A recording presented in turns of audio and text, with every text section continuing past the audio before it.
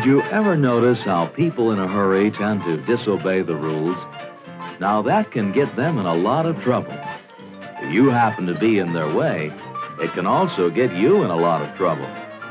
It isn't every day you run into a bank robber, but 1 out of 3 accidents occur at intersections. They happen every day, and usually because somebody did something wrong.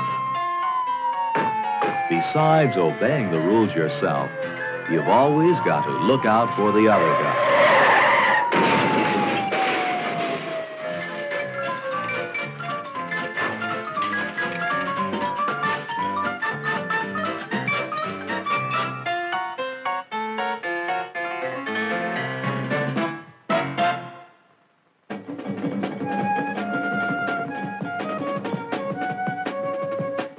An intersection is a place where traffic moves in many directions. This intersection is regulated by a traffic light. It is regulated, but not controlled. The control comes from the drivers themselves. A traffic light is a timing device. It measures the time allotted for each line of traffic to move ahead. It says who must yield the right of way, but it does not prevent other drivers from being wrong. When they are, the results can be disastrous.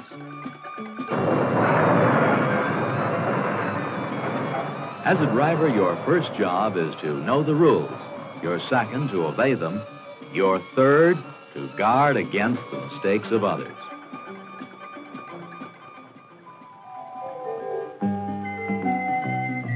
This intersection has no stop signs or lights.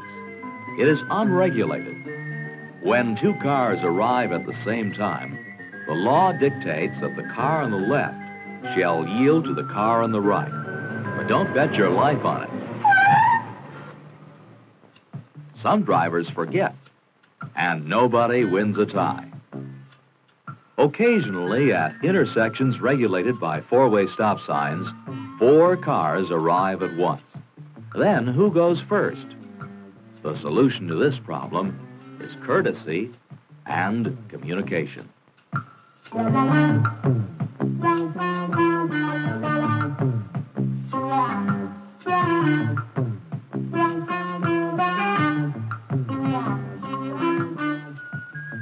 A yield sign means that you must yield to cars on the intersecting roadway. If you roll through a yield sign and cause an accident, it's your fault. This car has just violated the law. The driver rolled through the stop sign. He did not stop completely. Now, this might be okay for a yield sign, but a stop sign means what it says. And you must stop at the line or before. If there is no line, then stop at the crosswalk. A flashing red light means the same as a stop sign. A flashing yellow light is a warning signal and means proceed with caution. At an intersection, it is similar to a yield sign. And this familiar sign, while it's the most useful of all, frequently means trouble. A lot of people play games with traffic lights. One of the most common is trying to beat a stale green light. This driver knows that green light ahead is stale. He knows it will shortly change, but he wants to beat it, just for the fun of it, or because he's impatient. And he made it, this time. Odds are, the odds will catch up with him. If he's lucky, he'll get a ticket. If not, he'll get this.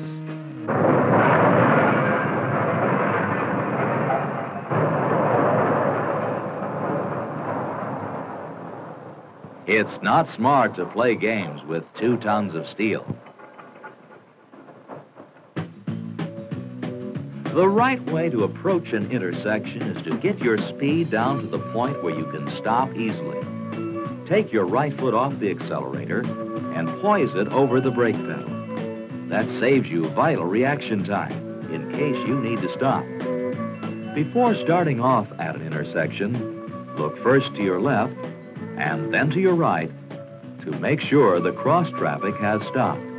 There may be some joker coming your way who never heard of stale green. If you're going to make a turn, show your intention well in advance, both by signal and position. Get in your turning lane well in advance of the turn. In making a left turn, don't try to dart in front of oncoming traffic. They have the right of way, and you must wait until there's a safe break in oncoming traffic. It's also a good idea to keep your wheels pointed straight ahead while waiting to make a left turn. That way, if you're struck from behind, you won't be shoved into the oncoming traffic. Make your turn briskly, but carefully. Pedestrians may dash into the crosswalk and force you to stop. Turn into the inside lane. Don't swing wide into the outside lane, where there may be a conflict with an oncoming vehicle making a right turn. When you make a left turn at an intersection, don't stop beyond the center as these cars are. They are hopelessly locked in the tangle turn. Instead, execute the tangent turn from a position short of the center. This permits traffic from both directions to turn left at the same time. The expressway. No intersection problems here, right? Wrong. It's just a different kind of intersection with a whole new set of problems.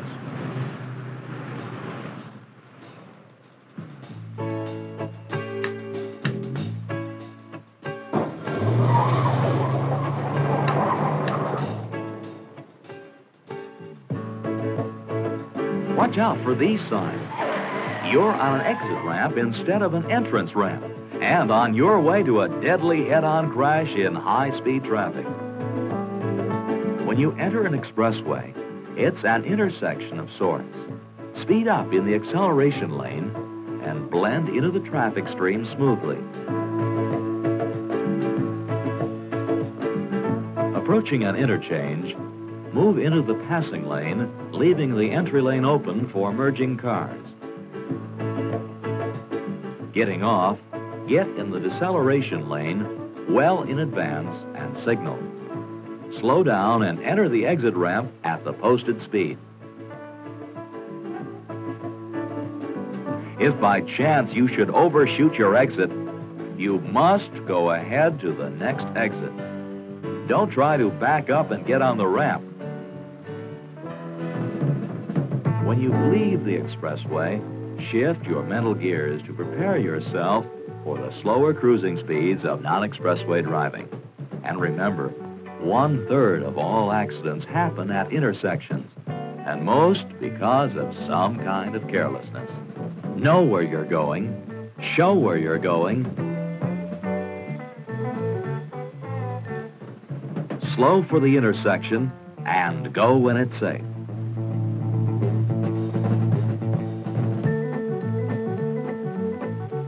That's the way defensive driving protects you from the jokers of this world.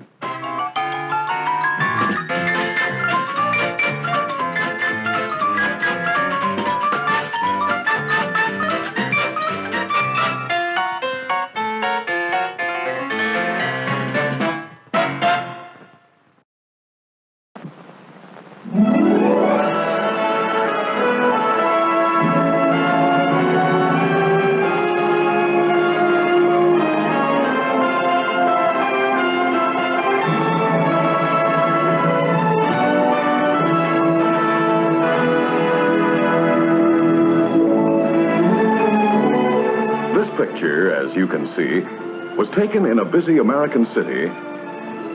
This picture was taken at exactly the same time and at the same spot. Question: how was it done?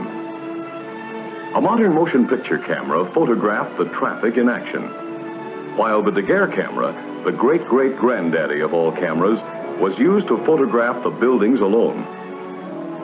The action of this camera is so slow that there isn't time for moving objects to register on the film. On the other hand, the buildings, being stationary, gradually formed a sharp, clear image. And why use the Daguerre camera? To show that any picture of America without automobiles is hopelessly out of date. Today, the automobile is part of any American scene. Every man, woman, and child in America could go riding at the same time. And if we wanted to, we could all ride in the front seat, because there is a car or a truck for every 3 persons, almost 50 million motor vehicles. How many are 50 million cars? Bumper to bumper, they would stretch around the Earth at the equator 7 times. The distance we drive our cars and trucks every day would take us on 5 daily round trips to the sun. But the real importance of the motor car is in the way it has opened up new horizons in our way of living. And that brings up a very interesting fact about 1 out of every 7 American workers. Let's see what it is about that 1 worker out of 7. 1, 2, 3, 4, 5, 6, 7. Sir, what do you do for a living? You've heard of T-testers, haven't you? Well, I'm a tooth tester. Yes, this man is a toot tester. He listens to automobile horns in a factory to be sure they are tuned to the proper musical tone. If anybody should ever ask you what the proper musical tone is, it's E-flat combined with G. Let's try again. Pardon us, sir, but would you tell us what business you're in? Why, certainly, I'm a farmer. And what do you grow on your farm? Well, you might say I grow automobiles because I own part of the 4 million acres of farmland used to grow raw materials for paints and lacquers and insulation used in motor cars. And you, sir, it seems that you're a miner. What do you mine? I mine automobiles. You see, it takes the miner to dig the iron and the coal and limestone for automotive steel. And then, of course, some of us dig the copper and lead and molybdenum and sulfur that go into automobiles. You might get answers like that in any crowd, anywhere, from any one of over 9 million men and women who make their living directly because of automobile transportation. That's what we mean by 1 out of 7. Let's see how many it takes to make over 9 million people. We'll begin with the city of Los Angeles, which has become our 4th largest city. Suppose every family in Los Angeles should decide for some reason to move elsewhere. Then suppose into each house left vacant, there should move a family of a worker in the automobile industry, the 1 man out of 7. Actually, Los Angeles isn't nearly big enough to hold them all, nor, for that matter, is the whole state of California. You see, there'd be the steel workers, the men who make steel for the automobile, and their families. There'd be the families of glass workers who make automobile glass. We'd have to find homes for the families of all the workers who build tires, and batteries, and parts. And we'd have to make room for the 800,000 families of the men in the big motor car and truck assembly plants. Yes, it would be moving day for 1 out of every 7 families in the United States. And we'd have to include the moving van driver and his family, too. Because, you see, he is one of more than 5 million drivers who drive for a living. Trucks, buses, and taxis.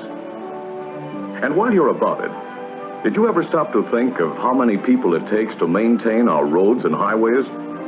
Well, quite a few. Because on the highway miles of America, we could drive to the moon and back more than 14 times. Well, does that account for 1 out of every 7 workers in America? Not quite. But it does when you add the men who sell motor cars and the men who service them. Moving the families of the 1 worker out of 7, gradually replacing family for family. We'd need all the houses in California, Oregon and Washington, Idaho, Utah and Arizona, Montana, Wyoming and Colorado, and part of Texas to find homes for the people who make their living directly because of the motor car. And this brings up an interesting question. What would these people be doing if the motor car had remained a luxury for a few rather than a necessity for so many? And what about all the people who depend indirectly on the motor car for the way they live? Looking at it this way, we can fill up all the homes from North Dakota to Texas and from Minnesota to Arkansas, all the way to the banks of the Mississippi, with the families of the men who use motor cars or trucks in their business. The plumber, the painter, the florist, the meter man, the rural mail carrier, and of course, the more than 2 million salesmen on the road. Now, it seems that we've found out something else about the motor car and its effect on our living. 1 worker out of 7 either makes cars or parts, or sells or services them. And another 1 worker out of 7 uses the motor car to make his living. Pardon us, sir, but what do you do? Why, I'm a traveling trimmer. Yes, this man is a traveling trimmer who makes his living with his pruning saw and his truck. Yes, for that second man out of 7, there are all kinds of jobs that you might not even think of as being connected with the motor car. The traffic policeman, and the people who make and sell traffic lights and parking meters. But would you think of railroad engineers? You would if you knew that transporting raw materials and finished products to keep our American system of individual transportation by motor car rolling takes 4 million freight carloads per year. 1/6 of all retail business firms are connected with the automobile. Yes, even including little Jimmy's first business venture, the motor car makes business for America. And 1 out of every 5 retail sales dollars in America changes hands because the motor car made it possible. Yes, the motor car has been a key factor in all the ways we do business in America.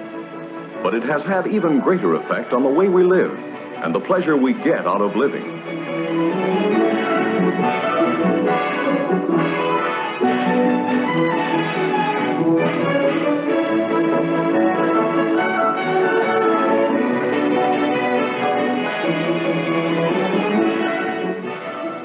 Being able to drive out into the country has made many of us want to live in the country. And the motor car has made it possible for millions. Today, suburban construction is more than 3 times the construction in the city.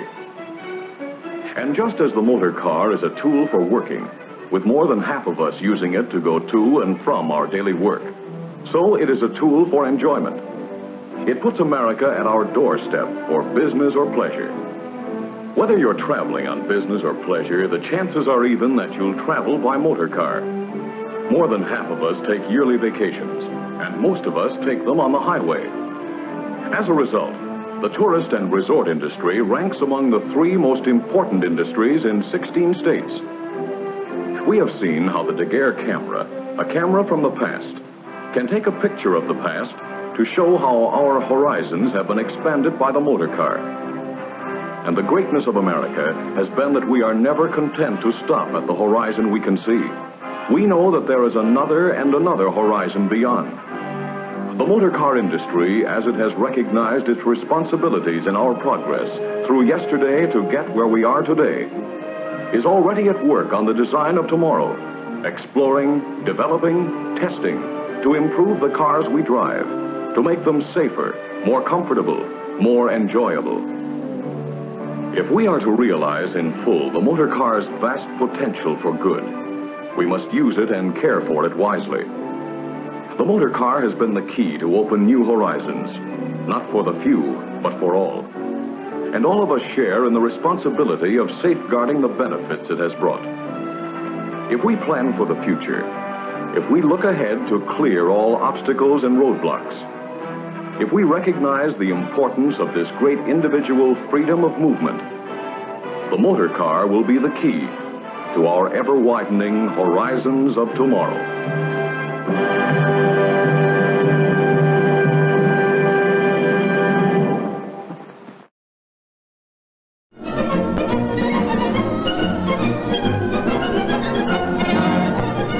It is the duty of every member of the Royal Canadian Mounted Police charged with the care and operation of a police car or other vehicle to see that it is maintained in a serviceable condition and ready for use at a moment's notice. No point or fundamental care is to be neglected.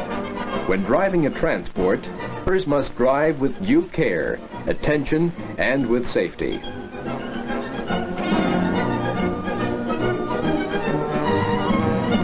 All police transport will be kept properly cleaned inside and out.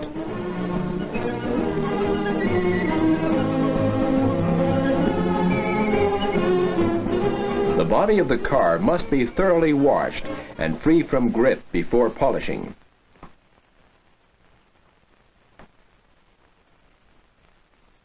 Remember, no unauthorized person is allowed to ride in a police car.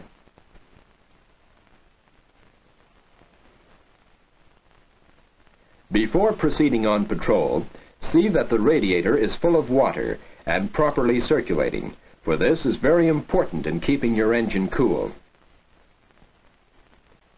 The fan is also an important part of the cooling system, so check the driving belt. Look at the spark plug connections, where sometimes they become disconnected. The battery must be frequently checked for water and make sure there is no corrosion on the terminal posts.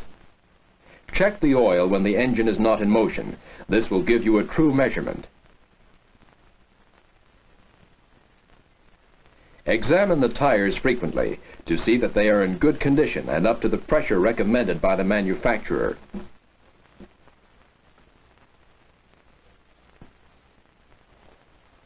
Remove loose tools and anything else from inside the car that could be used as a weapon by a prisoner. The trunk is the proper place to keep tools.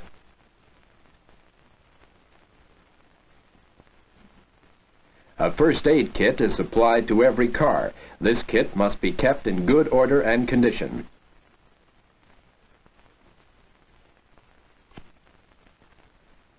At frequent intervals, test the chemical fire extinguishers installed in police transport and recharge them when necessary. Form 132, carried by all transports, listing tools and equipment charged to the car, should be frequently checked for any discrepancies. All tools and equipment must be kept in a serviceable condition, and a tow rope is often found beneficial. Drivers of transport must always have in their possession a permit to drive as required by the laws of the province in which they are serving. The vehicles, too, must be properly licensed, and license plates must at all times be kept clean. These things do happen, and not always at a convenient time. Never travel even the shortest distance on a flat tire. A screwdriver or similar tool can be used to pry off the hubcap, and the nuts may be slacked off while the wheel is resting on the ground. When the nuts are removed, they should be placed in the hubcap. Before jacking up the car, put on the emergency handbrake and also put the car in gear. This will prevent any movement. As a further precaution, put a wedge under the wheels, then place the jack in position and elevate the car until the wheel is clear of the ground.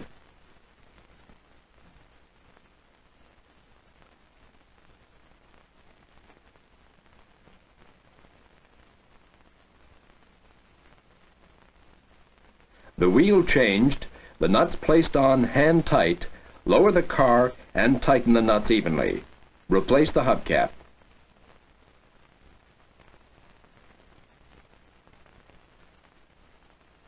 Have the tire repaired as soon as possible. Keep an eye on the gas, oil, temperature, and ammeter to see they are functioning properly. When preparing to drive away, make yourself comfortable in the driver's seat, making sure you can see and reach the controls.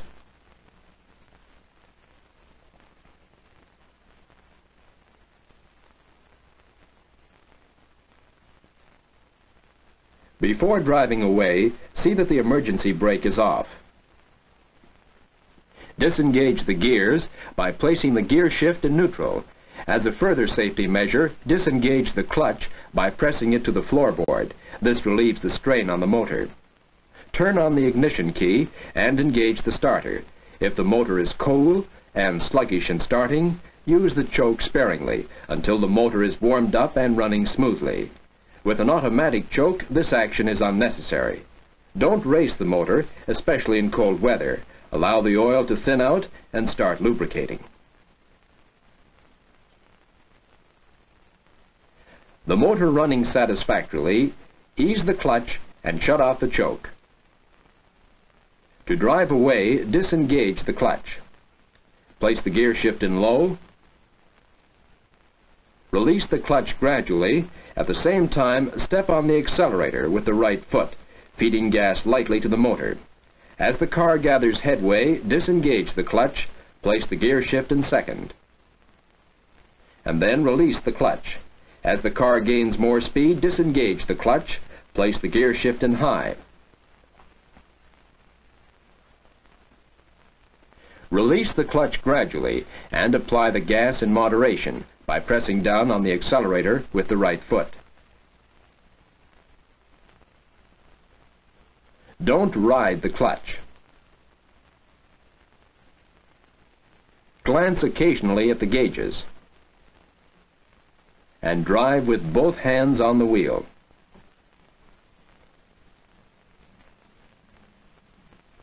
Never use a defective car on the highway. It's just asking for trouble. The garage is the proper place for it until the defects have been repaired. The mechanic must be informed of defects believed in need of repair, and drivers will check the servicing in every case and see that manufacturers' recommendations regarding the servicing of their cars are adhered to. The motor of this car had been troublesome, also the steering. The car is jacked up and the wheels tested for side play, which could be caused by worn bushings and kingpins or loose tie rod ends. Perhaps the spindle has become loose, or the bearings have worn in the hub of the wheel. Any one of these defects would cause shimming, that is, bad steering. The tires are examined to see if the wheels are out of alignment, for this causes bad steering and wear on tire edges. If this is found to be the case, the wheels must be properly aligned at a service station which does this particular kind of work.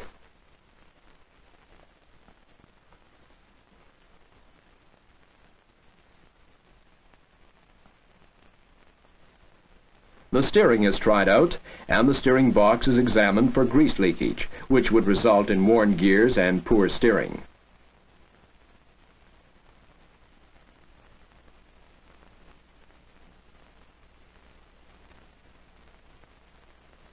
Defects repaired, the car is placed on the hoist for an oil change and grease job.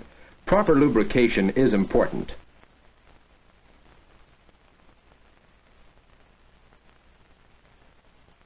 Have the differential checked and a recommended grade of lubricant added if necessary.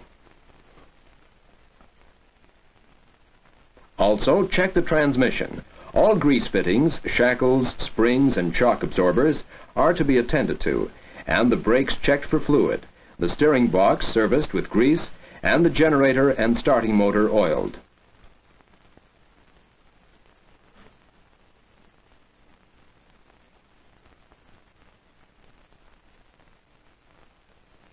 All electrical equipment will be checked, including the horn.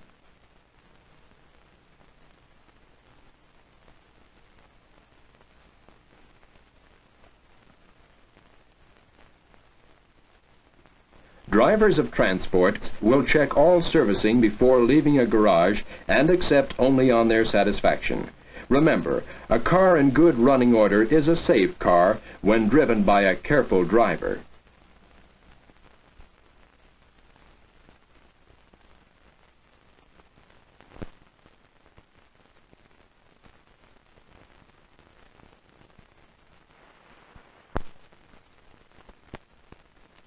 Accidents do not happen. They are caused. Failure to observe road signs or give proper signals, driving too fast under bad weather and traffic conditions, failure to check brakes or lights, lack of courtesy to other highway users, drinking when driving, all these points may involve you in an accident, even cause death. Traffic signs are usually made and posted by the provincial department concerned, in accordance with the highway traffic law of that particular province.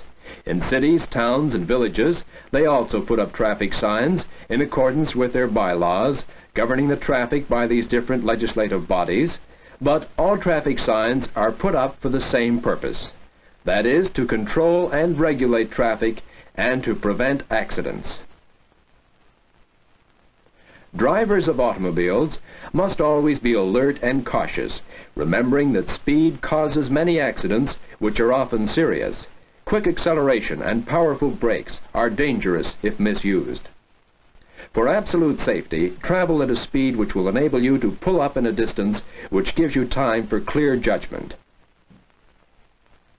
Coming on to a major road, always stop and be certain the way is clear before again proceeding.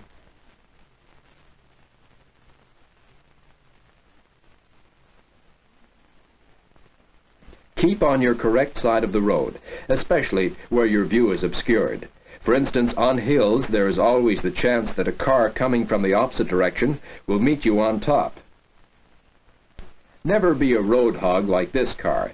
His half of the road is to the right and not on the crown.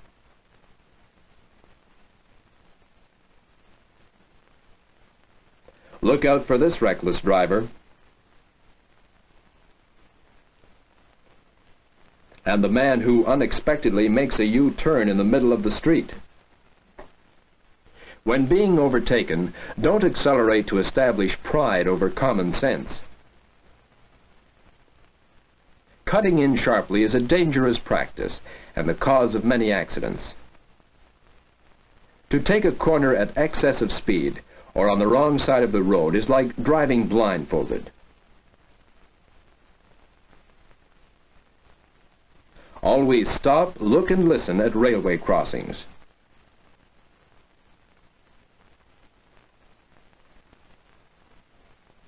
Keep an eye on cyclists. They may swerve in your path. And the dog that runs free. Where a ball rolls across the street, someone will follow. Exercise great caution when approaching a school zone. Children have a habit of dashing in front of a car. Promptly obey the signals of the school patrol. These youngsters do a wonderful job.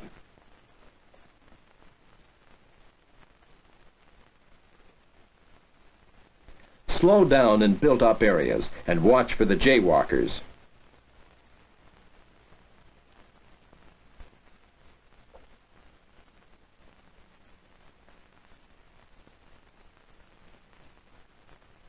Watch for the pedestrian who dashes out from the front or back of stationary vehicles.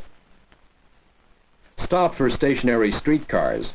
See that the passengers safely alight and board before proceeding on your way.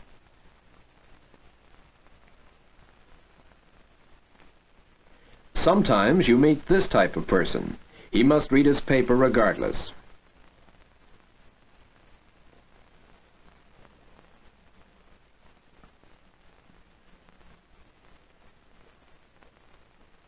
When climbing a steep hill, put your car in low gear. It gives you more power.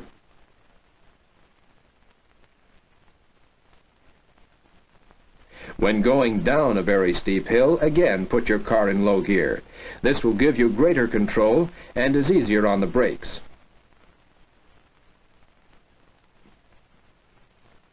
Parking on the downward grade of a hill, turn the front wheels of the car inward so they rest against the curb. Put on the handbrake and leave the car in reverse gear. Parking on the upward grade of a hill, turn the front wheels of the car outward. Put on the handbrake and leave the car in low gear. Don't park at roundabouts or street corners. When parking near a fire hydrant, see that you park in accordance with city bylaws. Double parking is a hazard. Remember what you think of other motorists when they double park. Always indicate with a hand signal when you are stopping to park. Choose a parking place that is not likely to inconvenience or obstruct other traffic. Get out of the car on the side nearest the curb and see that the doors are locked. Pulling out from the curb with an obstructed view has caused many accidents. Be sure your road is clear.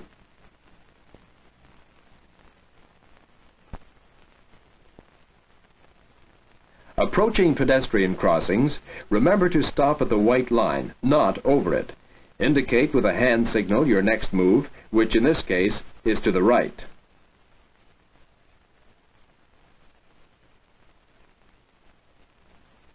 This signal indicates to the left. Always keep in the proper lane, that is, the side you are going to turn from. Watch the motorist ahead. He may stop.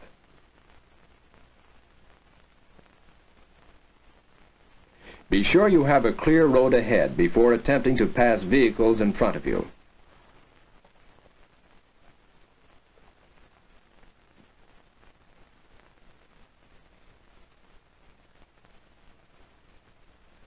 In cases of accidents involving police cars, the driver may be held responsible for any damage caused by his vehicle to any other vehicle, property, or injuries to persons through his negligence. His responsibility does not lessen by the presence of a senior member. However, a senior member's duty is to see that no negligence is permitted and traffic laws are abided by. Neglect on his part will render him liable as the actual driver. All damages to police transports, breakages, or loss of parts or equipment must be reported through the proper channels without delay. When driving at night, dim your headlights. Many an accident is caused through an inconsiderate driver with dazzling lights. Speeding on ordinary roads, gravel roads, or wet, greasy paved roads has only one ending: disaster.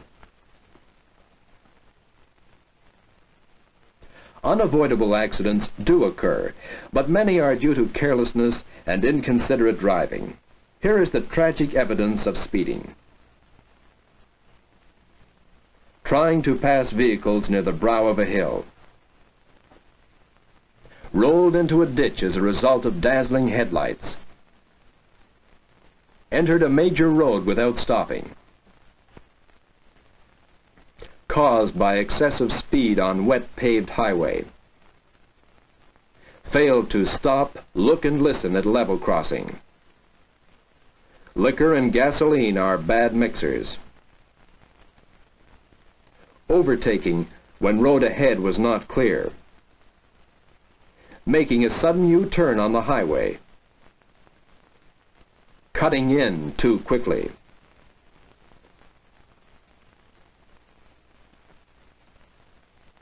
The results of accidents you have just seen are so obvious that further explanation is unnecessary. Remember, it could happen to you. Exercise care, caution, and consideration for others.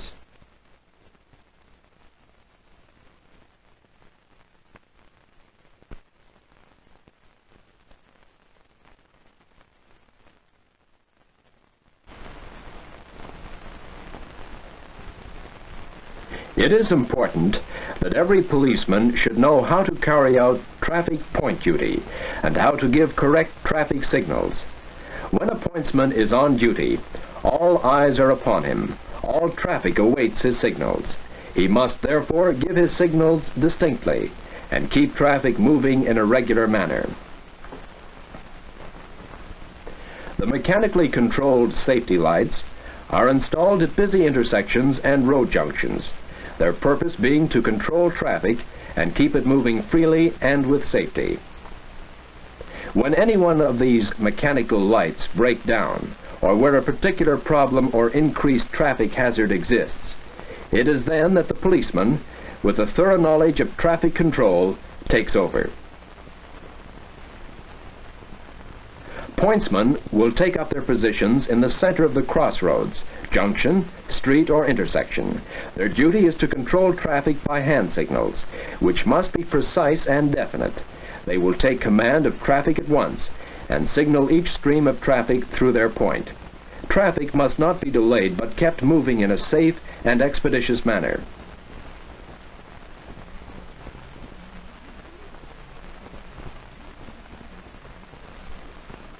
The pointsman has a big responsibility. He is under the constant eye of the public. He must be alert and neat in his appearance. Now, to change the flow of traffic from one direction to another, the pointsman makes the stop signal by extending his left arm, holding the forearm in a perpendicular manner, the right arm extended in a horizontal position, palms of hands facing forward. This signal is held until the traffic is stopped front and rear. Then the pointsman drops his arms and remains standing squarely against the stationary stream of traffic. The lane of moving traffic cleared, he changes his direction, makes the stop signal against moving traffic, then gives the start or come on signal by looking to his right and bringing his right arm up in a circular manner, bending the elbow, his hand coming slightly in front of his face. This will start movement of traffic. If necessary, repeat signal to speed up movement of traffic.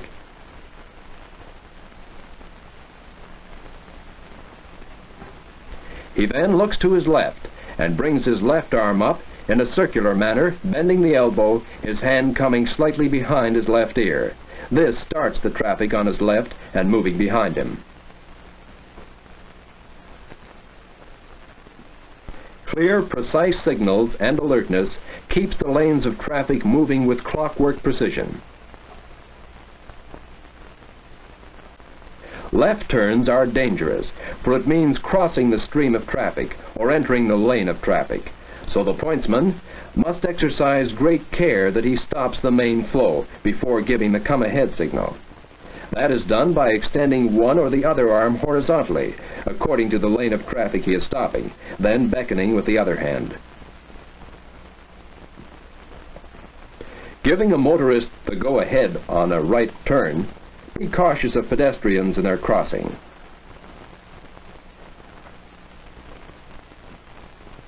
The pointsman must be courteous to the public in general. At the same time, he must see the rules of the road are upheld.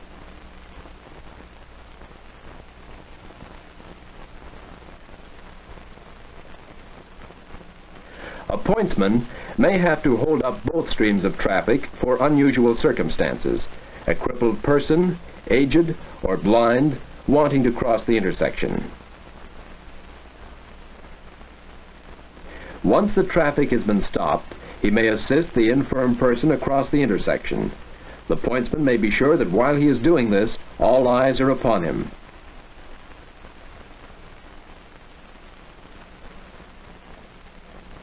Immediately the person is safely across, the pointsman takes up his position and starts the traffic in motion again.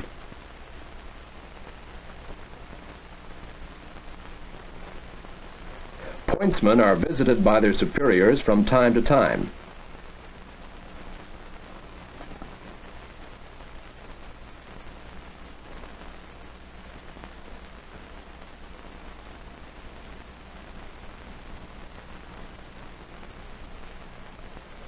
Besides directing traffic, a man on point duty must know his district, where the roads lead to, all important places, and points of interest in the district.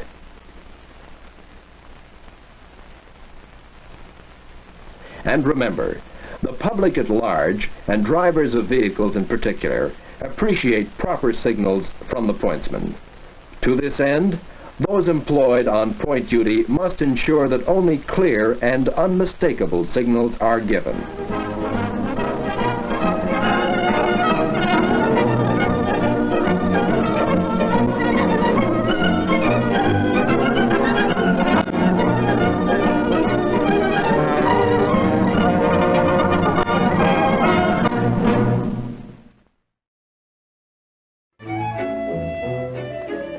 If you happen to see this trim little buggy zoom up and quickly swing into a tight parking spot, you'll be looking at a remarkable new car, the Davis three-wheeler. With four seated comfortably, it takes off. Streamlined as a plane is this unique creation with designer Gary Davis at the wheel. Built in Southern California, it logically incorporates several aircraft principles, such as adaptation of the tricycle landing gear system. A switch on the dashboard operates built-in hydraulic jacks and makes tire changing an exhilarating experience. The single front wheel explains the car's parking dexterity and keeps it on an even keel in the event of a blowout. even at a top speed of 115 miles an hour.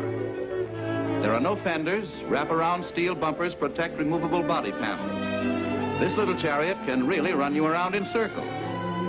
What's the trouble, Gary? Uh-oh, a modern Frankenstein. And here's another streamlined marvel on wheels.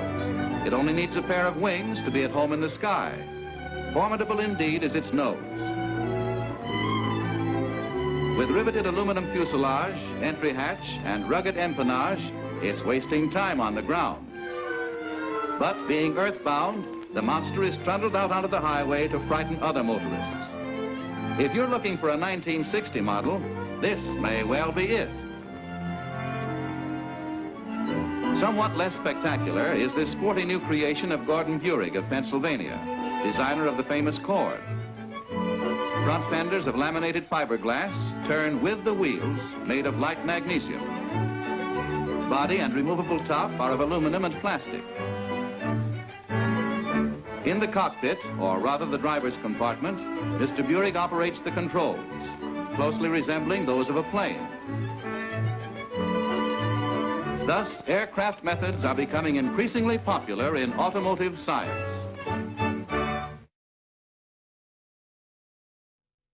Lazy days, warm and free, pathway to climb, rivers to see.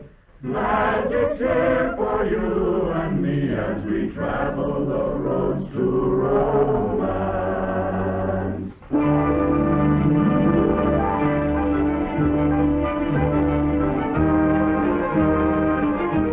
The highway of tomorrow. You leave or enter this superhighway at toll gates through interchanges spaced along its 160-mile length. The Pennsylvania Turnpike, piercing the Allegheny Mountains between Harrisburg and Pittsburgh, is one of America's spectacular road-building feats. Whether going east or west, you drive without interruption or delay through the ever-unfolding grandeur of the Appalachians, past fertile farms and spots of historic lore. Sweeping curves and tunnels carved under the lofty mountains give new zest to your driving pleasure.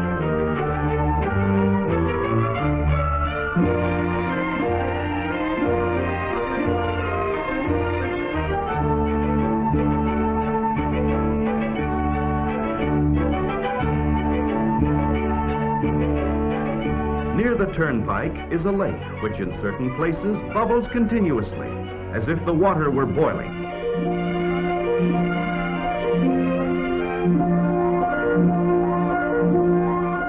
This statue is but one of the many historic monuments commemorating people and places long held in deep respect by all Americans. Over this finely engineered highway, the finest engineered cars carry millions of people bound on business, travel, or vacation. It was in this part of the country, too, that George Washington first gave evidence of his greatness. Fort Necessity at Great Meadows saw the then young officer fight the first real battle of the French and Indian Wars, saw the colonists unite for the first time in a common cause, and saw the first wheeled vehicle brought over the first road west of the Alleghenies. Today, you and your family can enjoy the vacation thrills of this area. And no matter where you live, you can reach it quickly, comfortably, and with utmost economy. Travel this year the roads to romance, to places you have always wanted to go. And when you travel, go in one of the quality motor cars your neighborhood Chevrolet dealer has to offer. It will be your magic carpet that will carry you to the land of your heart's desire.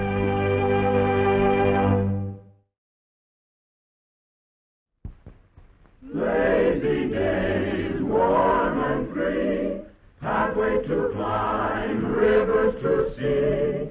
Magic's here for you and me as we travel the roads to romance.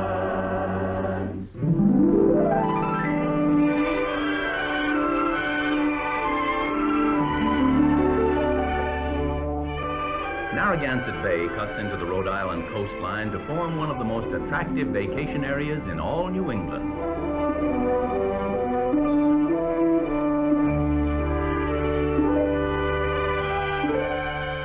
Here are the home waters of the Rhode Island fishing industry, and one of the highlights of any trip is a visit to the lobster docks.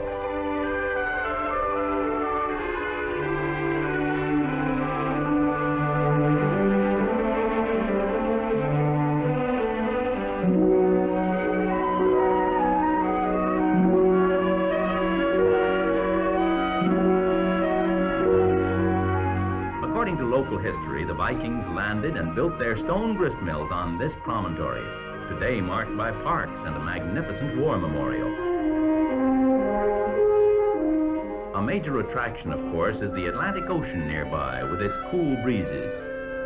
Rhode Island has, with its bays, rivers, and inlets, a truly magnificent coastline.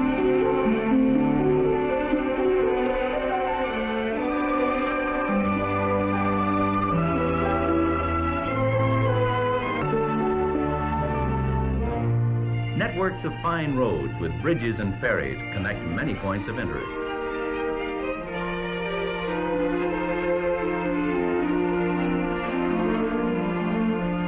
Surf casting offers rich rewards to the fishermen, but is not a sport for tenderfeet. Of course, no summer visit is complete without surf bathing, and beautiful beaches are found within the sheltered limits of the bay as well as along the ocean coast.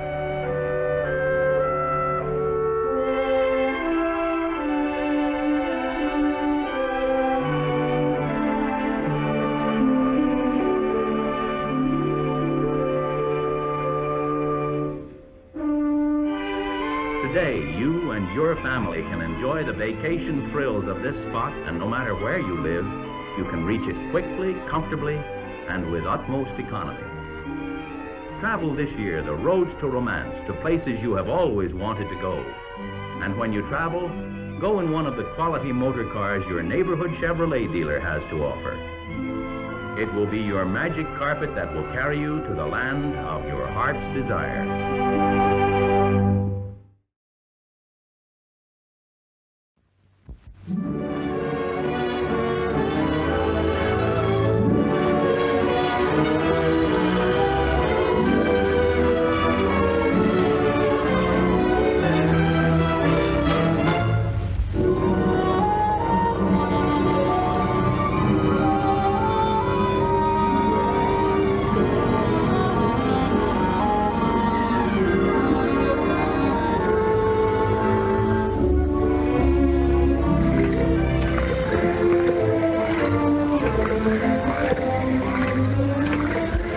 How's the air coming? Not quite enough.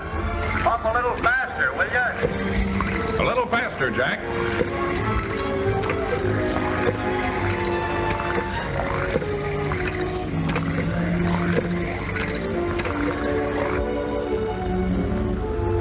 Hey, what's going on up there? Who's trying to smoke me out? Move aft, Mike, and give him some air.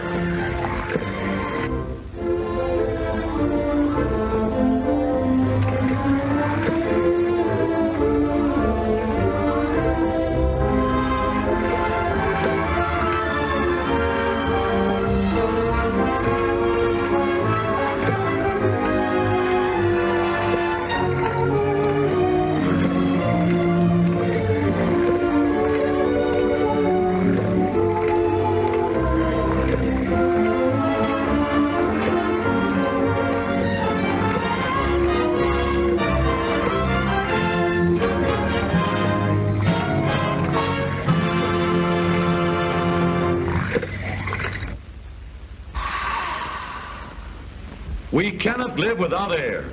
Air. Good old air. This diver knows that air is precious to him. He probably doesn't stop to figure why. We need the oxygen in the air to combine with fuel in our bodies to give us strength and warmth. In our bodies, this combining of oxygen with the food we eat is taking place every second of our lives. It is called oxidation. Burning is another common form of oxidation. Burning is a rapid combining of oxygen with fuel. Without oxygen, nothing can burn. If we cut down the supply of oxygen, the fire gets weaker, and when the oxygen is used up, the flame goes out.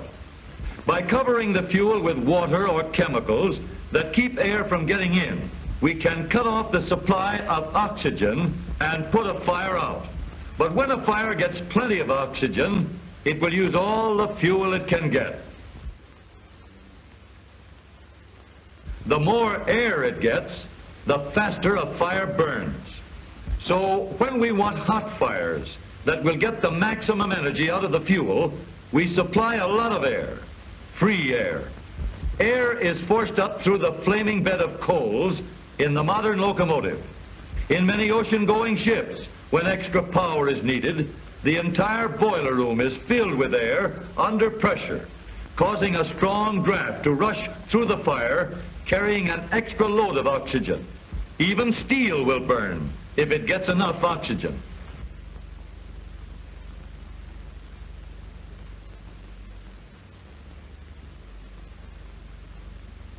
If small shavings of steel are heated until they are red hot, then placed in pure oxygen, they will burst into flame.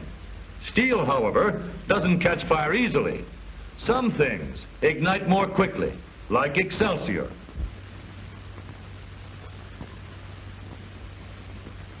Or celluloid. One of the easiest things to ignite is gasoline. If we pour a few drops of it on a wad of cotton, it will evaporate. And the vapor will roll down to the lighted candle. That's why gasoline should never be brought indoors. Gasoline burns so fast that it seems to be an explosion. It is really just extremely rapid burning. Fortunately, we know how to control the burning of gasoline. And the best example of control is in the automobile engine. But liquid gasoline alone won't run an automobile engine. It has to be mixed with free air. This mixing is done on the same principle used in a garden spray gun. When we pump the gun, a rush of air picks up tiny drops of liquid and forces them out the nozzle in a spray or mist. In order to get a fine spray, the nozzle of the spray gun is small. In the automobile engine, this mixing of air and gasoline is done in the carburetor. It begins in a tunnel through which the air sweeps at a speed sometimes as high as 800 miles per hour. This whirlwind races past the mouth of a small tube and carries the droplets of gasoline into the intake manifold and onto the engine. This funnel is called the Venturi tube. It controls the speed of the air. Air has to go faster to get through the small opening. As the air goes faster and faster, it breaks the gasoline into even smaller drops. Now we let in more air and further thin out the mixture until we get the correct proportion for power and economy. The up-to-date carburetor is a higher development. There are float chambers to regulate the fuel supply, different jets for various speeds, Venturi rings for better mixing, metering pins, throttles, needle valves and chokes for control and economy. All the features that engineers have designed with great care to make sure of economical results. But the principle is still the same. The carburetor has but one purpose, and that is to mix a little drop of gasoline with a great big bubble of free air. In a one-cylinder engine made for laboratory experiments, we can see through a quartz glass window the burning as it occurs like lightning. The development of these modern methods of mixing gasoline with air, together with the improvements made in gasoline pump, intake manifold, and cylinder head design, have resulted in increased mileage per gallon of gasoline. Let's prove it. Let's see just how much air is actually used in the modern automobile. we'll take all the air that goes into the carburetor from this big balloon and the gasoline from this tube. The balloon holds 15 cubic feet of air, and the tube contains only 3 tablespoonfuls of gasoline.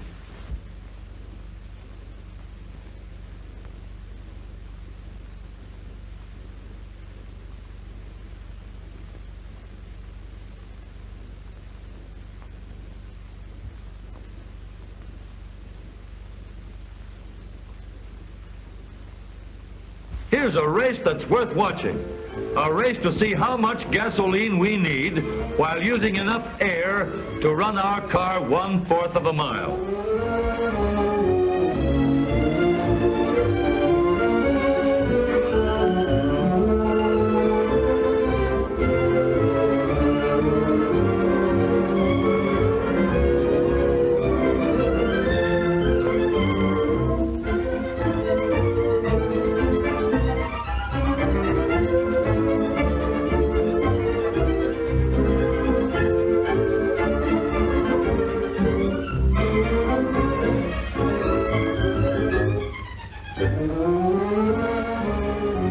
There goes the last of the air, and the race is over. We've gone just exactly 1/4 of a mile. But look, we still have some of the gasoline. Less than 3 tablespoonfuls of gasoline to travel 1/4 of a mile. In fact, 1 tablespoonful of gasoline is mixed with about 43 gallons of air to make the fuel for the modern motor car. Progress through constant improvement has reduced fuel consumption importantly, taking advantage of every opportunity to burn less gasoline and use free air.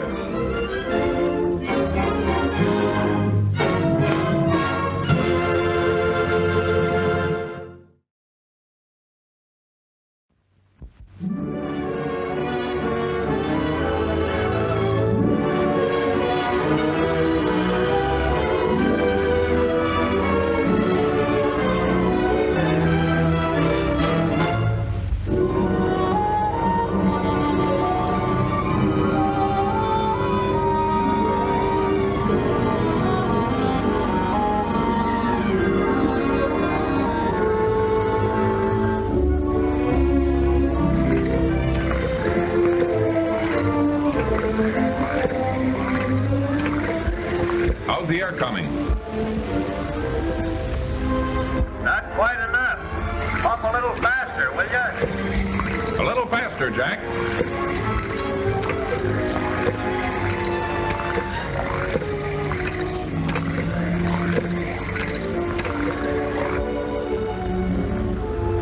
Hey, what's going on up there?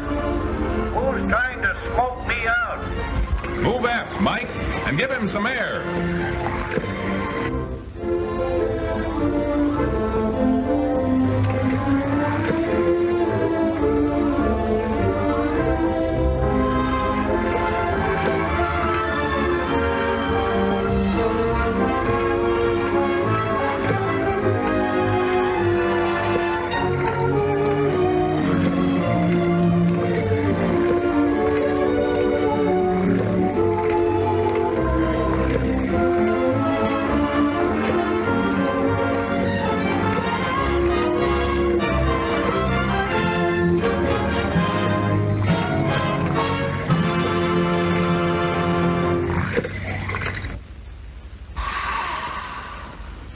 We cannot live without air.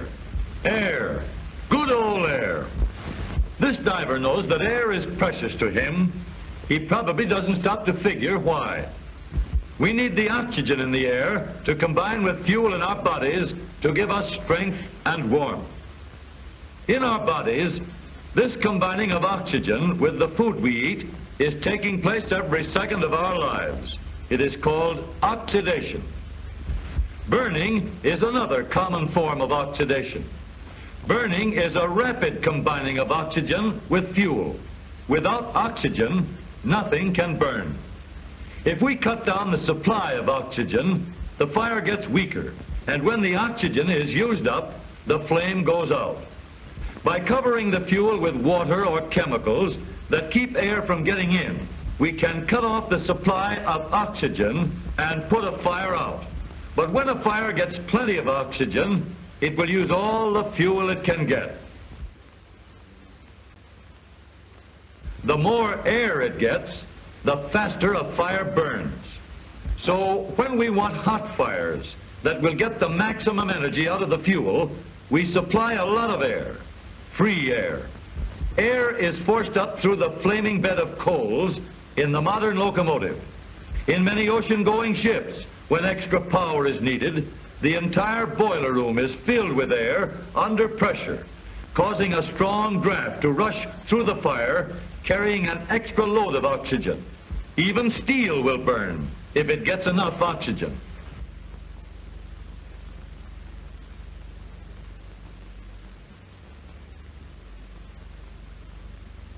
If small shavings of steel are heated until they are red hot, then placed in pure oxygen, they will burst into flame.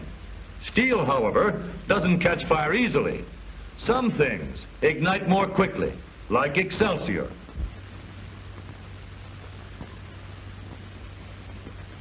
Or celluloid. One of the easiest things to ignite is gasoline. If we pour a few drops of it on a wad of cotton, it will evaporate. And the vapor will roll down to the lighted candle. That's why gasoline should never be brought indoors. Gasoline burns so fast that it seems to be an explosion. It is really just extremely rapid burning. Fortunately, we know how to control the burning of gasoline. And the best example of control is in the automobile engine. But liquid gasoline alone won't run an automobile engine.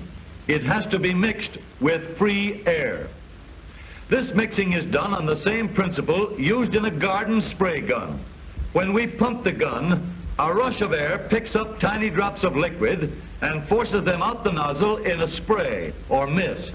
In order to get a fine spray, the nozzle of the spray gun is small. In the automobile engine, this mixing of air and gasoline is done in the carburetor. It begins in a tunnel through which the air sweeps at a speed sometimes as high as 800 miles per hour. This whirlwind races past the mouth of a small tube and carries the droplets of gasoline into the intake manifold and onto the engine. This funnel is called the Venturi tube. It controls the speed of the air. Air has to go faster to get through the small opening. As the air goes faster and faster, it breaks the gasoline into even smaller drops.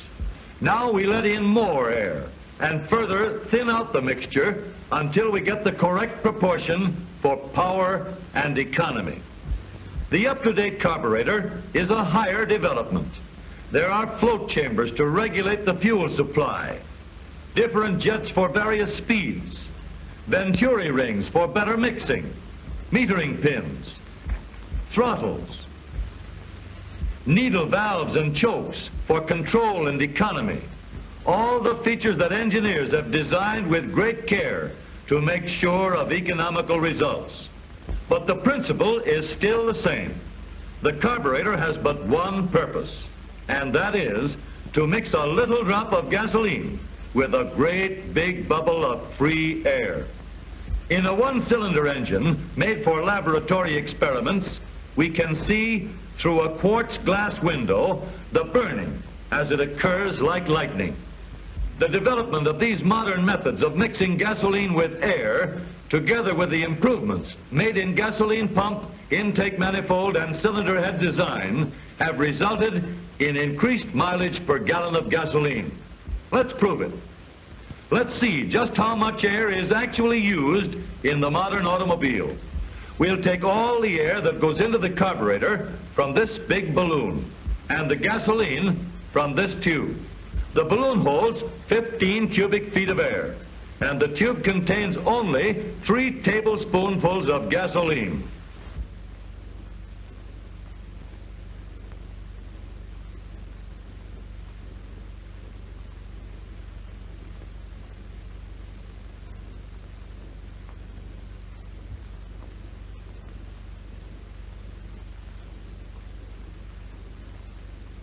Here's a race that's worth watching. A race to see how much gasoline we need while using enough air to run our car 1/4 of a mile.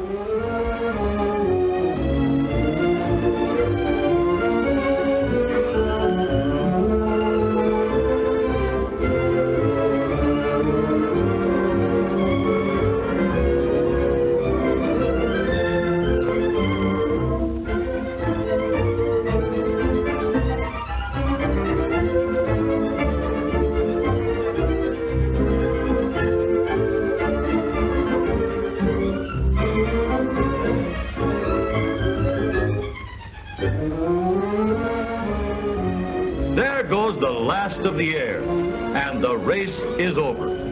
We've gone just exactly 1/4 of a mile. But look, we still have some of the gasoline. Less than 3 tablespoonfuls of gasoline to travel 1/4 of a mile. In fact, 1 tablespoonful of gasoline is mixed with about 43 gallons of air to make the fuel for the modern motor car.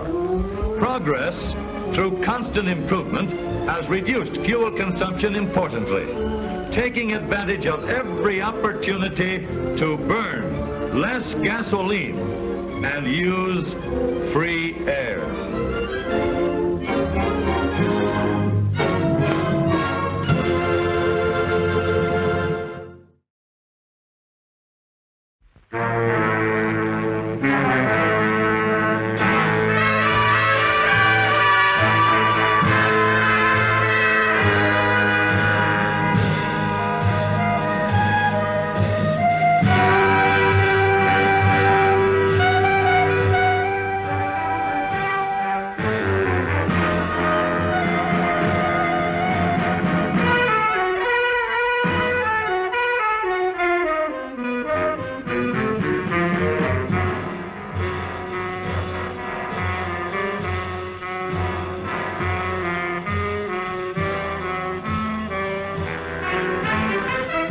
Every day, this man risks his life.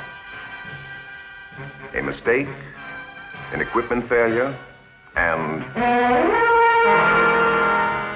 every day, you too take serious risks, and without a second thought. You or your wife, your teenage son or daughter, someone drives the family car. And in your car, at any time, you may bet your life.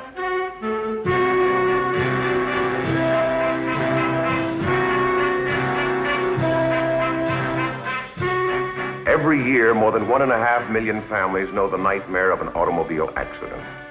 43,000 people are killed each year, and 1.5 million are injured, many crippled or disfigured for life. Individuals, couples, entire families killed or injured, year in, year out.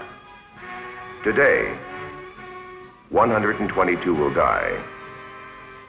Another 4,200 will be seriously injured. What causes this carnage?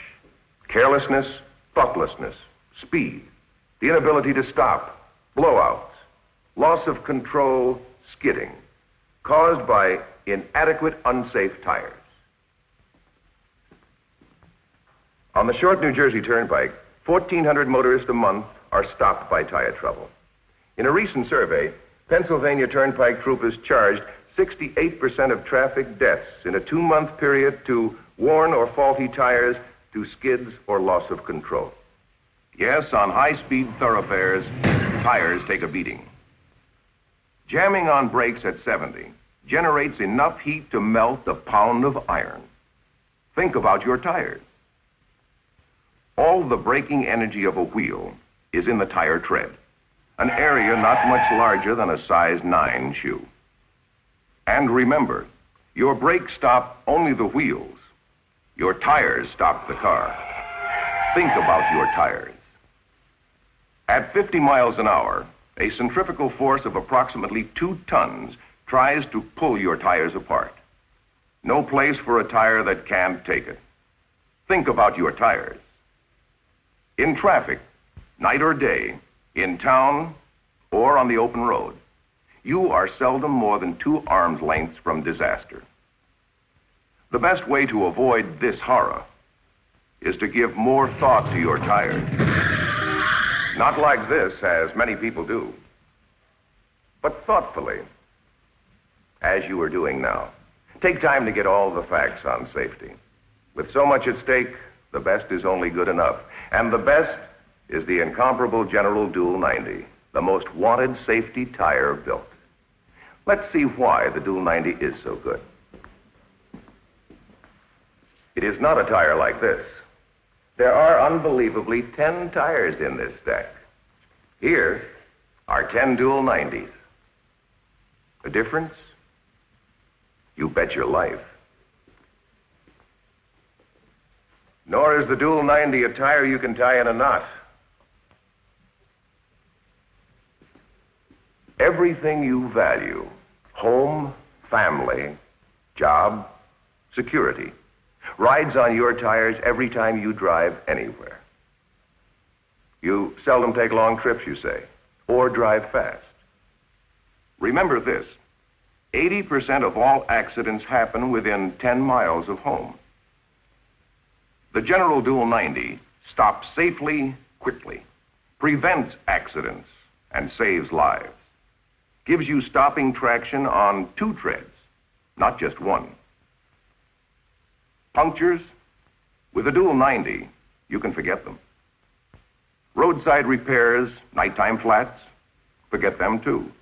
Famous Strataseal lets you keep right on driving. Punctures are sealed as you roll. Strength? The Dual 90's famous Nigen cord, pound for pound stronger than steel cable, takes it all. How important is extra strength?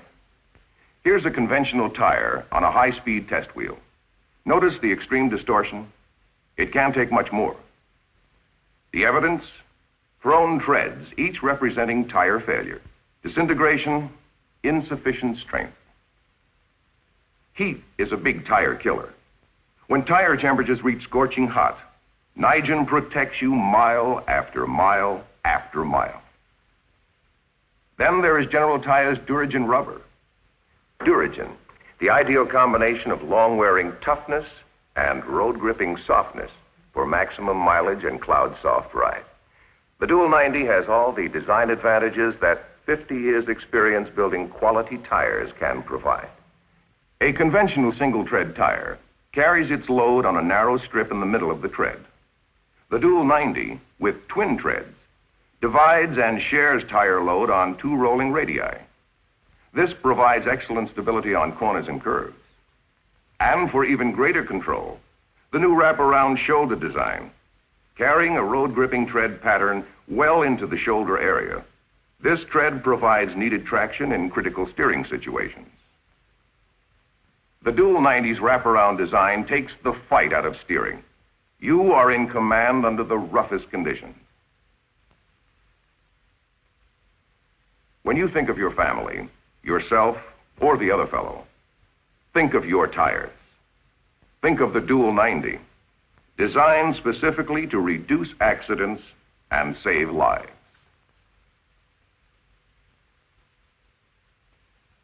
Nobody wants to think about putting a price on his family's safety. Yet, it is done, day in, day out. Your car is built for extra protection on impact. When a car hits something at 60 miles an hour, or when 2 cars collide at 30, the impact is the same as a drop from a 10-story building.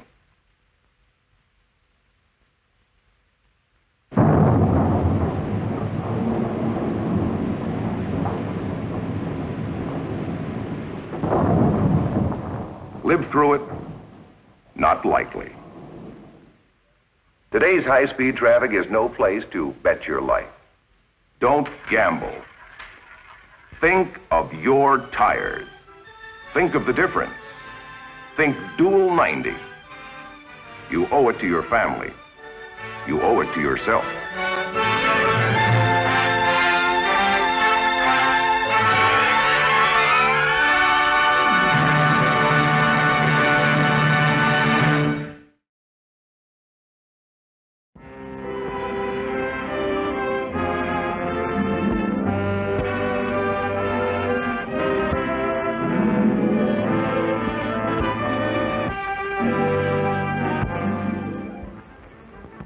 thousands of miles on the other side of the world, live these Chinese boys. Once, long ago, their home was a vast distance away from our own, but that isn't true anymore. Now boys, their fathers, mothers, sisters, cousins, are being the way for a great air highway between their home in China and a land barrier so that they could live in isolation.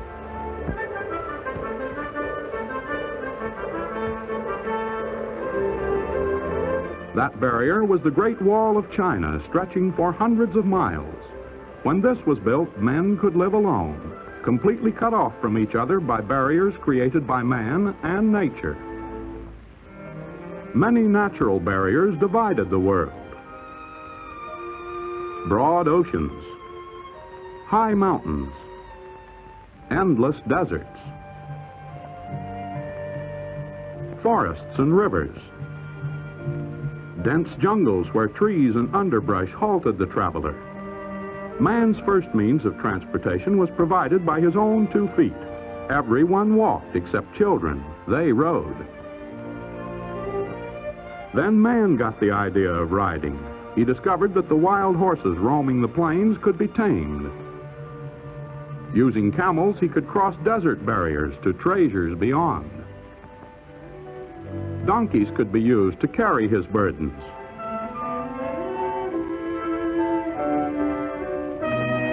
Then a discovery that, though seemingly simple, is one of the greatest in history, the wheel. Civilization began to roll forward. People moved out into the world all around them. Many of them carried goods to trade with other people they met on the way. The Great Barrier of Water still remained, but man began to overcome it. From logs, he fashioned the first crude boats. Then he learned to put up sail. Powered by the wind, his ships moved over the Mediterranean and around Africa. In 1492, Columbus disputed the belief that the world was flat. Searching for a shorter trade route to the east, he discovered a new world to the west. Then Magellan set forth to prove the world was round by sailing around it. He accomplished this then gigantic feat in 3 years. The Atlantic and Pacific Oceans were no longer terror-filled barriers. The world had grown smaller, but its new expanse still seemed immense. On land, the chief means of transportation for centuries after remained the wheel and the horse.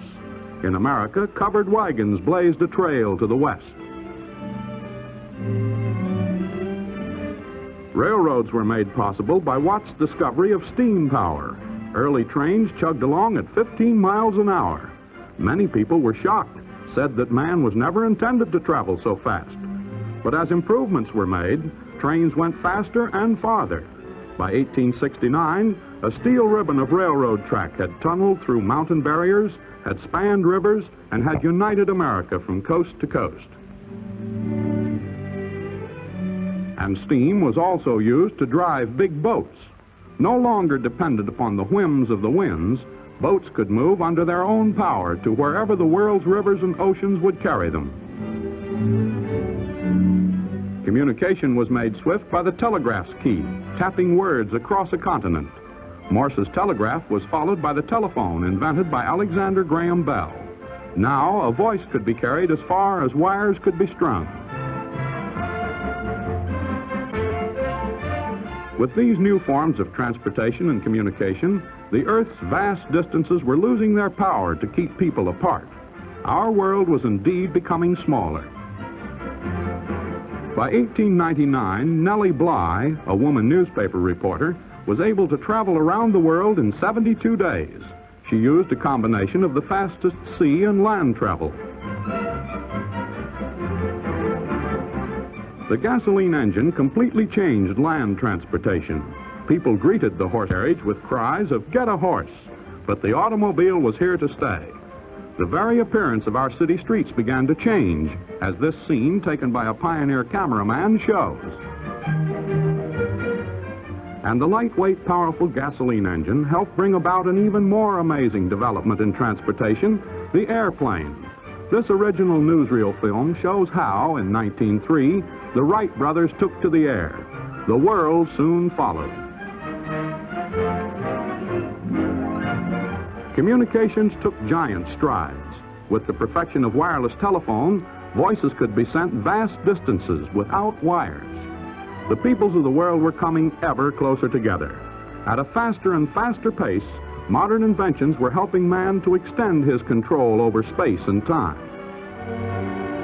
In 1924, a flight of U.S. Army planes soared around the world in 14.5 days flying time. Remember Magellan? He took 3 years.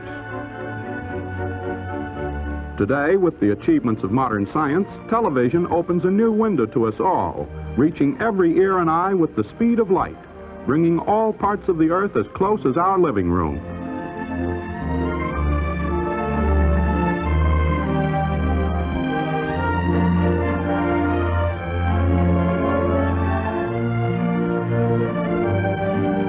Now we no longer speak of modern transportation. We speak of the air age, an age which is seeing the development of small, light, inexpensive airplanes to share the skies with airliners and transports. Thanks to our planes, a few cents postage will fly a letter from France to New Orleans.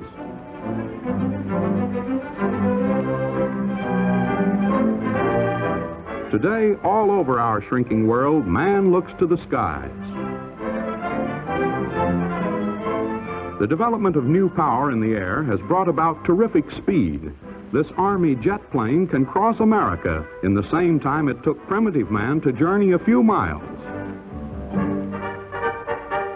The 3 years required by Magellan to circle the globe was reduced to 14.5 days by Army planes in 1924. But now, regularly scheduled flights can operate on a timetable of less than a week. Man has so increased his control over distance that it takes just a few days for an around-the-world trip by air. This means that all the people of the world are neighbors, with new relationships, new benefits, and new responsibilities. It means that modern communications may be used to establish a friendly world community. At our fingertips lies the culture of the world. This program, leaving a station in New York, can be flashed to Moscow, London, Paris, Rome. In an age when we can go to any spot on Earth within a matter of hours, modern transportation may be used to carry understanding and friendship to all nations.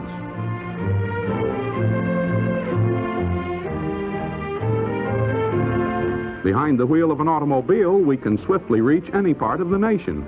We have broadened our horizons, and the end is not yet in sight. New designs like these cars of the future are waiting to bring distant places more easily within our reach.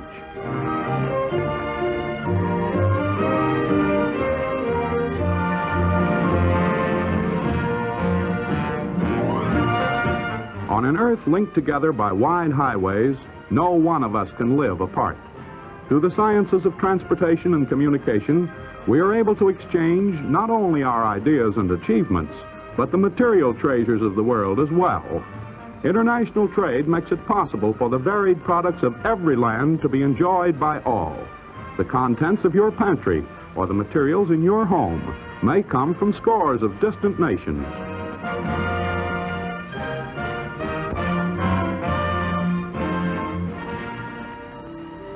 It is within the power of all of us to bring about a better way of life for people of all races and nationalities. Our goal must be mutual trust, mutual understanding, mutual respect, so that our most distant friends will know how to live with us and we with them in one family of nations on this shrinking world.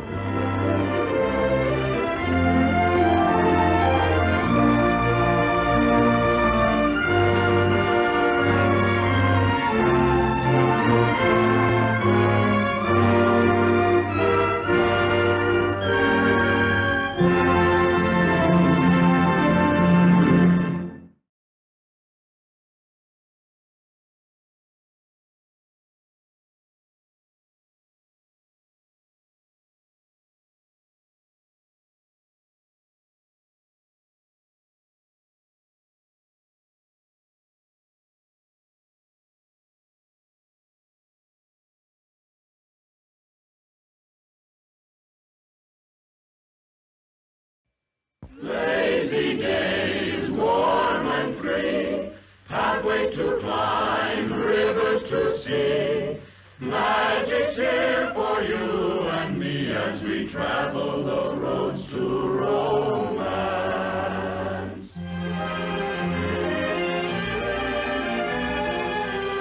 A visit to Coral Gables, one of the world's most beautiful cities, may well feature a trip to the new campus of the University of Miami.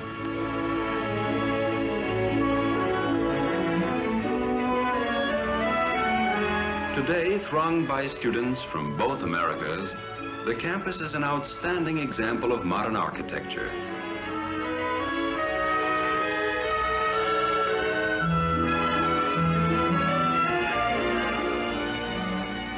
Freshwater swimming in the world-famous Venetian pools, fed by cool artesian wells, is open to all visitors in the area.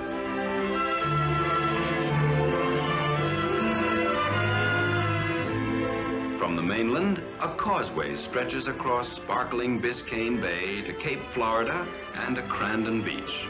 Certainly one of the most magnificent bathing beaches in the world.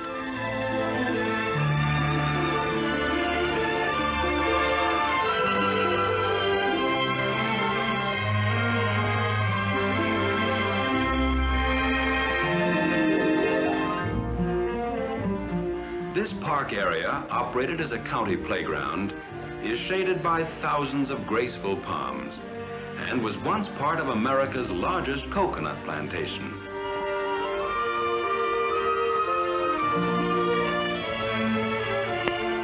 Fine roads and highways bring many sightseeing points of interest in the surrounding area within easy reach of the vacationist. Here is a case of giving the visitor the bird, a gaudy, colorful, and noisy costume. These macaws are completely free to fly about, with no cages, nets, or fences to restrain them.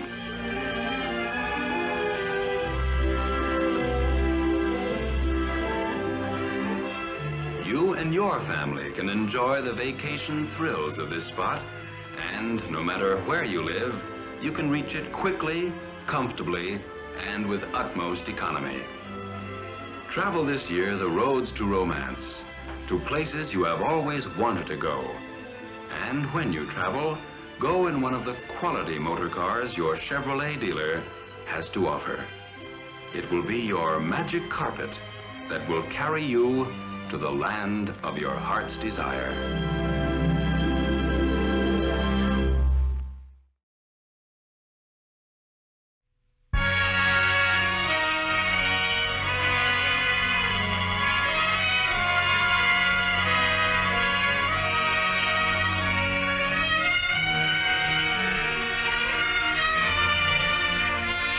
Chevrolet presents Oak Creek Canyon, land of the mystic red rock.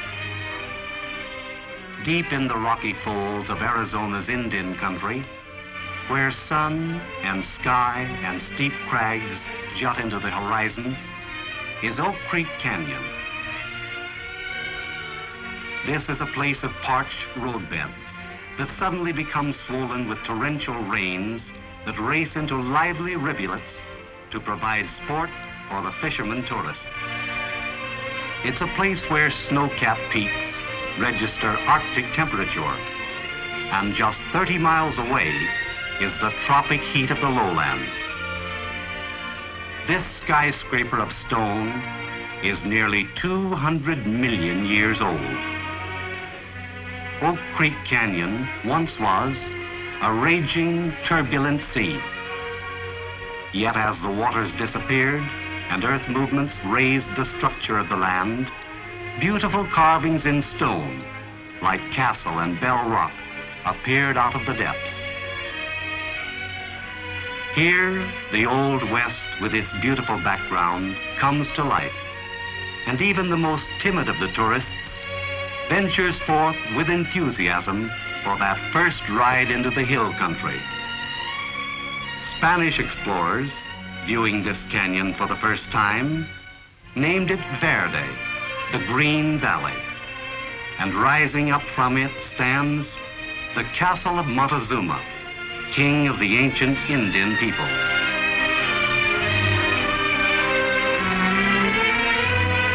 The Indians called this spot Tuzagut, Bend in the River. Nestled in the valley is this famous old frontier town of Jerome, whose history was written in the language of gunpowder and six-shooters. You and your family can enjoy the vacation thrills of this fabulous land, and no matter where you live, you can reach it quickly, comfortably, and with the utmost economy. Travel this year the roads to romance, to places you have always wanted to go. And when you travel, go in one of the quality motor cars your Chevrolet dealer has to offer. It will be your magic carpet to the land of your heart's desire.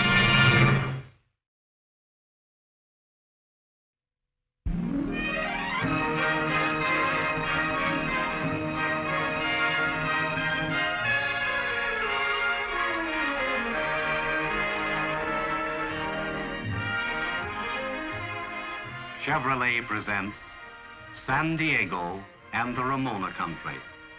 Romantic? Yes, indeed.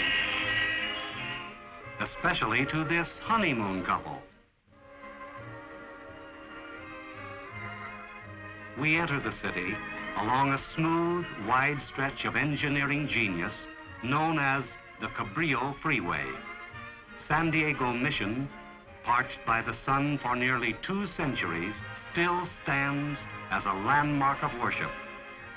In the heart of San Diego, Balboa Park, with 1,400 acres of vivid floral pattern, is called the garden spot of the world.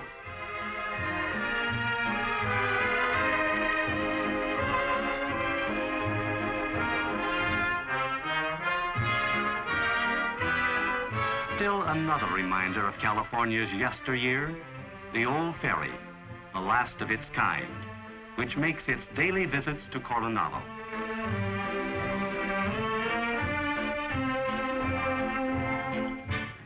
A short trip from the mainland takes us to romantic Coronado by the Sea and the Hotel del Coronado, famous resort playground of the area.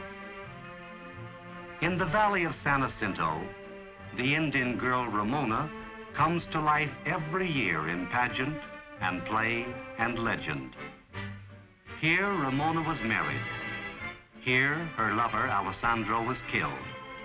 Yet Ramona is a fictitious character who lived only in a book. Heading away from Lake Elsinore and the Ramona country, we come to another famous spot, Capistrano, inspiration for poet and dreamer. Yes, California is a land of legend, but of reality too. You and your family can enjoy the vacation thrills of this fabulous land. No matter where you live, you can reach it quickly, comfortably, and with utmost economy. Travel this year the roads to romance, to places you have always wanted to go. And when you travel, go in one of the quality motor cars your Chevrolet dealer has to offer. It will be your magic carpet to the land of your heart's desire. Lazy days, warm and free, pathway to climb, rivers to see. Magic's here for you and me as we travel the roads to romance.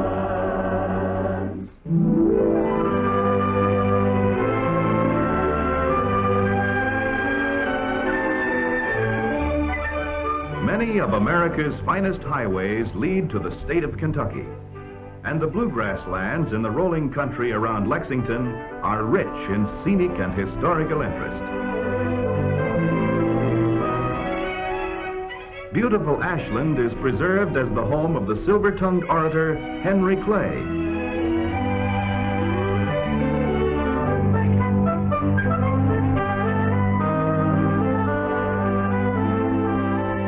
Here, Daniel Boone blazed a westward trail. The blockhouse at Harrodsburg stands as a reminder of the Indian Wars.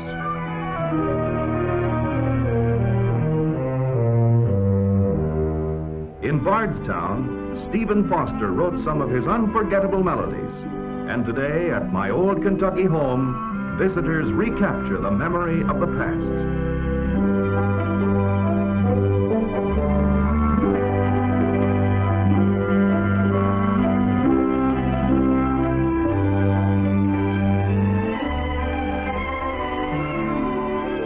The Bluegrass Lands wear their greatest fame as the home of the Kentucky Thoroughbred. And Calumet Farm, open to visitors, ranks among the finest thoroughbred farms in all this rich land. Here are the aristocrats of the sport of kings and their gangling offspring, the potential stars of tomorrow.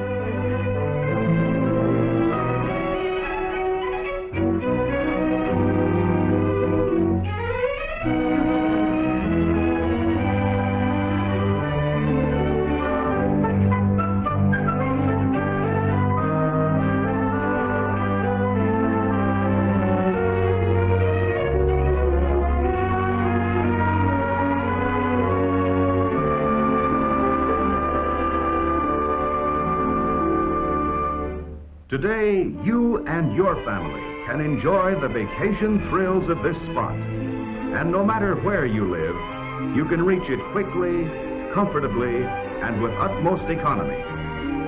Travel this year the roads to romance, to places you have always wanted to go. And when you travel, go in one of the quality motor cars your neighborhood Chevrolet dealer has to offer. It will be your magic carpet that will carry you to the land of your heart's desire.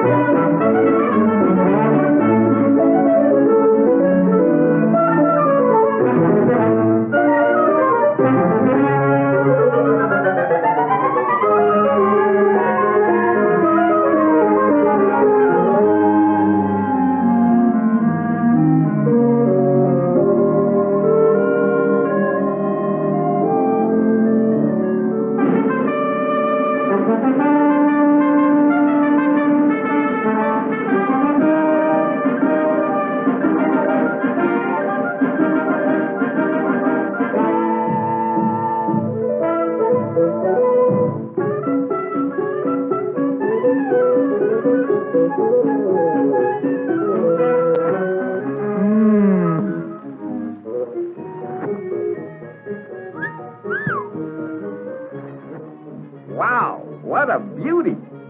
By golly, I think I'll buy a new car. Say, Millie, how long have I had the old one? 1 year, 8 months, 14 days, 11 minutes, 43 seconds.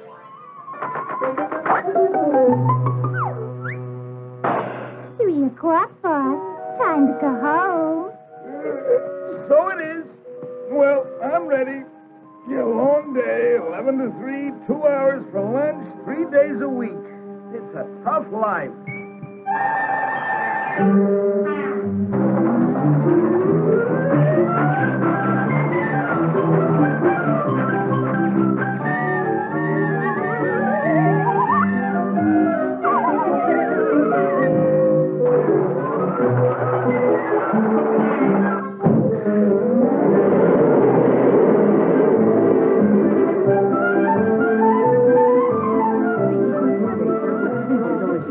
I've never eaten anything so fattening in my entire life.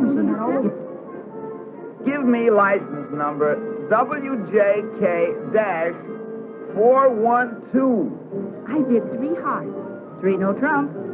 I passed. Do you mind if I pass? Certainly not. Go right ahead. Thanks.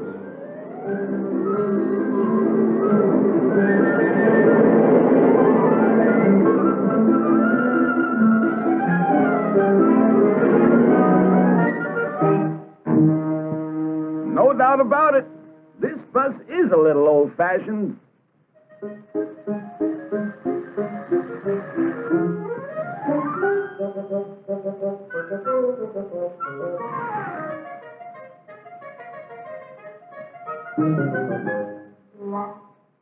Well, was delicious.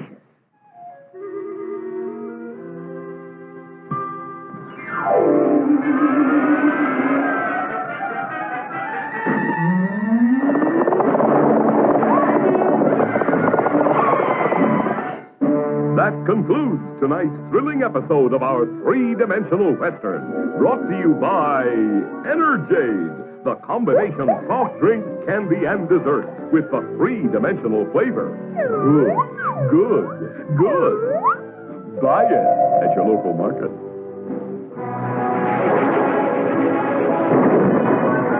21st Century Cars presents your personal master of ceremony. Hello, folks. Say that. Now we are going to bring you a special entertainment feature which will show the development of the automobile. Oh, Pop! I want to see another cowboy picture. Quiet. I beg your pardon? Oh, not you. Say, those new models look terrific. They are terrific. You should see what your grandfather used to call an automobile. Okay, Sam, start the show. Now, folks, believe it or not, this is actually an automobile. When Grandpa was a 17-year-old hot rodder around the turn of the century, this job was the hottest thing on wheels. Grandpa's newfangled horseless carriage changed his whole life in more ways than one. Motoring was a thrilling experience even in those days. Since there weren't any doors in Grandpa's dreamboat, sometimes it was a little too thrilling. Every trip was an adventure in those days, and one thing you could always depend on: a flat tire. The old retaining rings on the rims didn't always retain what they were supposed to retain.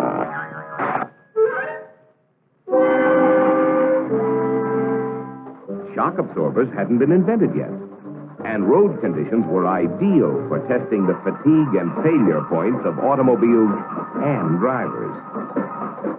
Grandpa's car didn't have much acceleration for passing, so he found himself on the wrong side of the road for longer than he should be.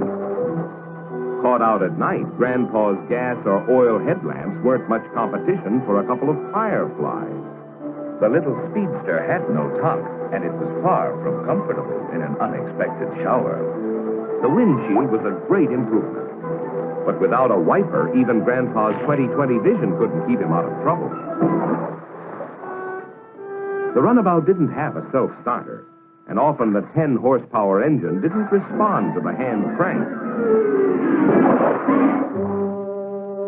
Occasionally, even on good roads, individual parts failed without warning. Axles snapped. When drag links and steering knuckles failed, it was hard to tell what might happen.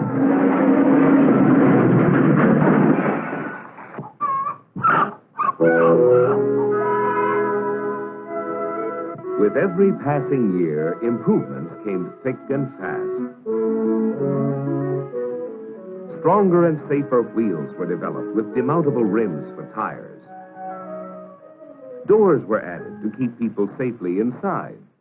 Tops became standard equipment. Windshields protected motorists from bugs and the elements. Wipers were invented to help the motorist drive safely in bad weather. The driver's seat was moved from right to left to make passing safer. The electric starter replaced the old hand crank. This remarkable invention enabled Grandma to get into the automobile driving act, and she really loved it. As the years went by, the automobile manufacturers continued to improve their cars and make them safer, so that more and more people could use and enjoy them. Press steel wheels for greater strength, stoplights to warn following drivers, rear view mirrors, four-wheel hydraulic brakes to increase stopping power, bumpers to add more protection, rubber-covered pedals to keep feet from slipping. Safety glass increased passenger protection tremendously. Welded all-steel bodies and all-steel tops meant more strength and safety. Bumpy roads were smoothed out with shock absorbers, and Grandpa could sail along in comfort and safety.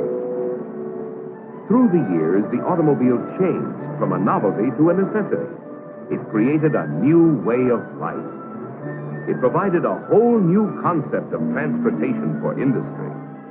And we became a nation on the move for work and pleasure.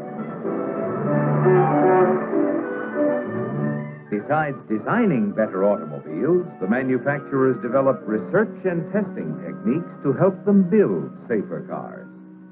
The science of metallurgy met the challenge of creating more efficient and stronger parts and assemblies. Scientists used all kinds of technical equipment in research and development programs. Ingenious torture tests were designed to reveal fatigue and failure points in parts and assemblies.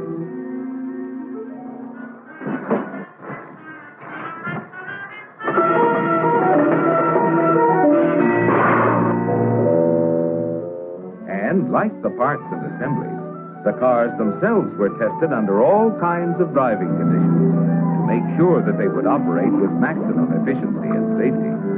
At the end of the rugged test run on the proving grounds, they were disassembled down to the last bolt and checked and studied in minute detail. Year after year, manufacturing processes steadily improved. To make sure that every automobile that left the factory was in good working order, each car was subjected to more than 2,000 inspections. Cars became safer and more reliable. So when Grandpa, still plenty spry in spite of his age, set out for a little trip, his car was reliable, safe, comfortable, and easy to drive. Safety door locks kept Grandpa secure inside the all-steel body. The adjustable seat quickly placed him in a comfortable position. The automatic transmission made driving easier, and easier controls meant safer driving. Styling contributed to safety. The low center of gravity gave more stability. Tubeless tires meant increased safety. New equipment kept Grandpa warm in the winter and cool in the summer to add to his comfort. And a more comfortable driver was a safer driver. More powerful and reliable engines were developed to make driving more efficient. When Grandpa passed another car, he did it safely and easily. Wrap-around windshields and larger rear windows increased visibility tremendously. Sealed beam headlamps guided Grandpa safely at night. Power brakes made it possible for him to stop easily and quickly. Directional signals let the other fellow know the driver's intentions. Power steering not only made parking a breeze, it made all driving easier. Even in the good old days of the 1950s and 1960s, Grandpa could rely on his automobile to get him to his destination quickly, safely, and fresh as a daisy. So you see, folks, all of you who are living in the year 2000 are fortunate, because through the years, the automobile manufacturers have had as their goal your safety first. They have constantly improved the quality and safety of automobiles. And they will continue in the future as they have in the past to create cars that are more maneuverable, more responsive, more dependable in every situation, and easier, more pleasant, and safer for all of us to drive, including, of course, Grandpa. That's the ding-dong truth, folks. Look at me going on 117. It's this easy modern living that does it. Well, so long, kids. Gotta go pick up another new model.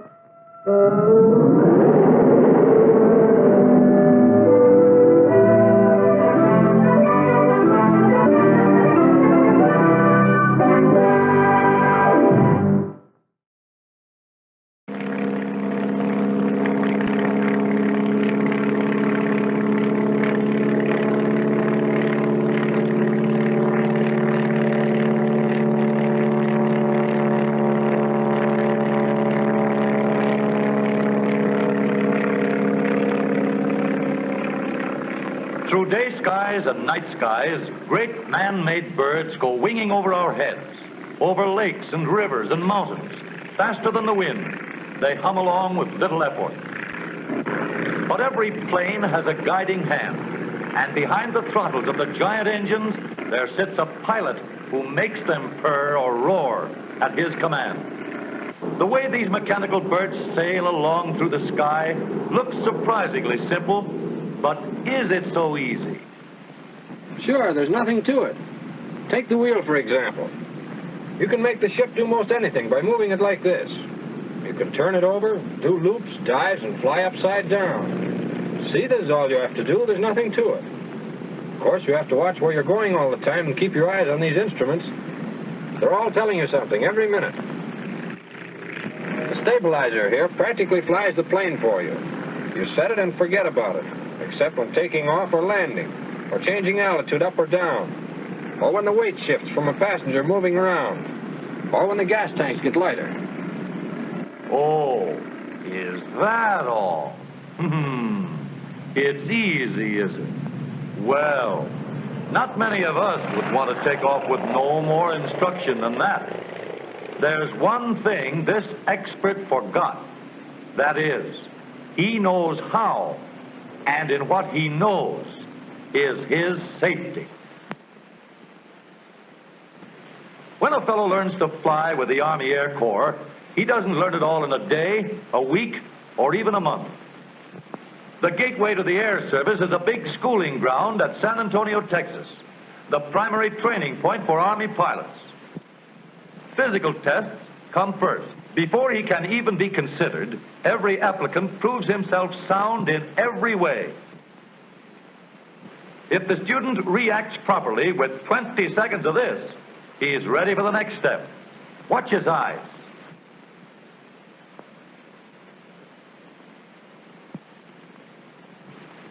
Ability to judge distance and timing is determined from the results of a depth perception test. The student adjusts the controls to bring the two uprights an equal distance from his eyes. He gets a thorough test on the coordinator to find out how quickly he will react later in the air. Every Army pilot must be an expert radio operator to be able to understand signals in the air.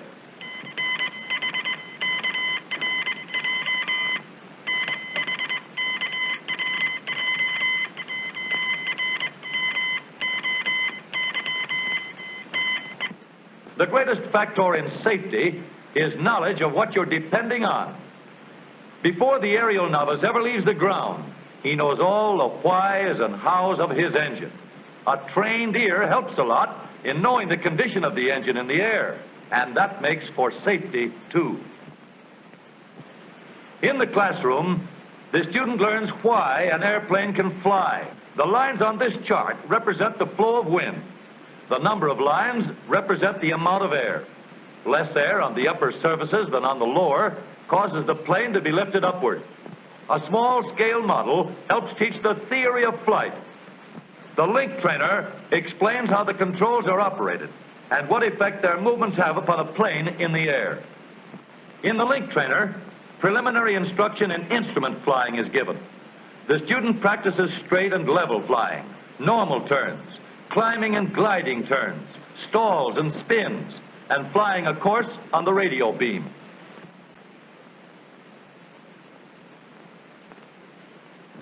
Then comes the work on an actual plane. The Army pilot must know how to take the best possible care of his airplane. The greatest care means the greatest safety later in the air. One of the most important parts of the student's training is learning how the plane operates and how it responds to the controls. The flyer must understand every part of an airplane's assembly from the propeller to the rudder. After many hours of preliminary training, the student gets his first chance to fly. On first flights, the plane is always equipped with dual controls, and an instructor goes along to guide him. At the end of 8 to 11 hours of flying with dual controls, the instructor can determine when the young bird is capable of making a flight alone. Now, he's ready for the thrill of a lifetime, his first solo flight.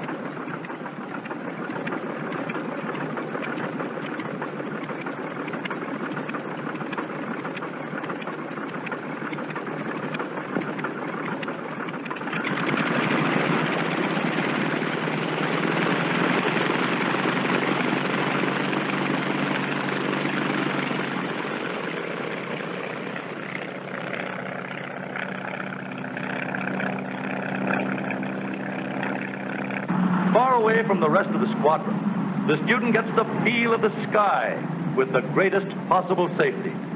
There's a perfect three-point landing to his credit. Couldn't be better. Months more of practice, and the young flyer has earned the right to fly one of the Army's famous P-26A pursuit planes, the harnessed Hornet of the air. Now he's a top-notch pilot, and flying is easy because he knows his plane and how to control it for safety.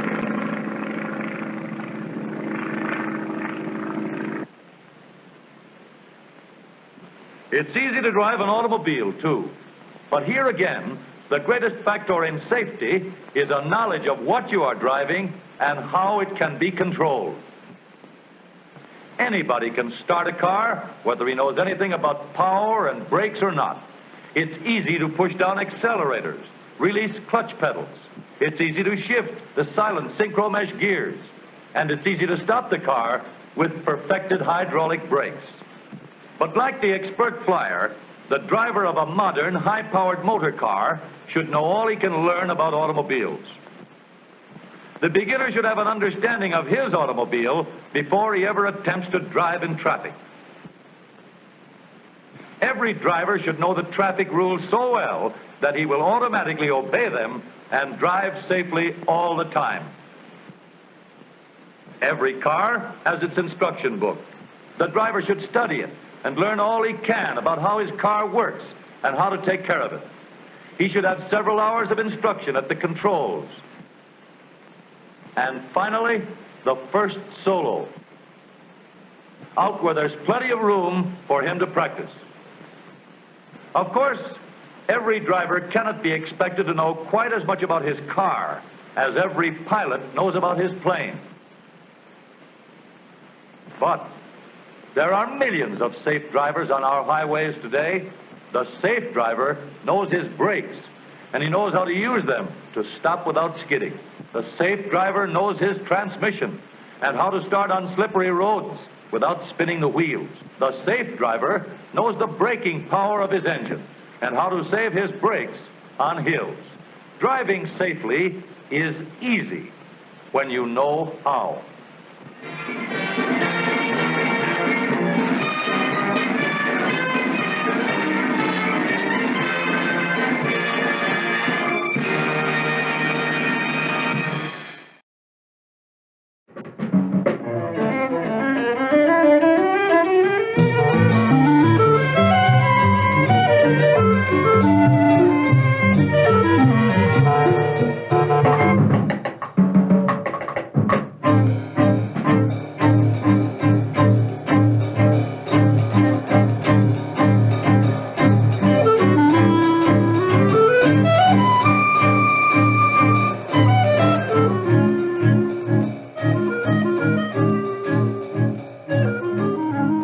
This is the story of a search for beauty.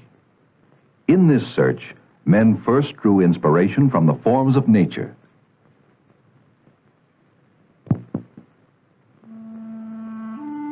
In Egypt, the papyrus plant formed the motif in the fluting of architectural columns.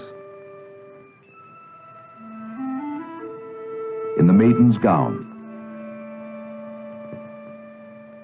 in the alabaster vase, in the styling of chariots, the ancestors, all fleet and beautiful things on wheels. The finest wheeled vehicles were styled for elegance and were made by hand for the fortunate few.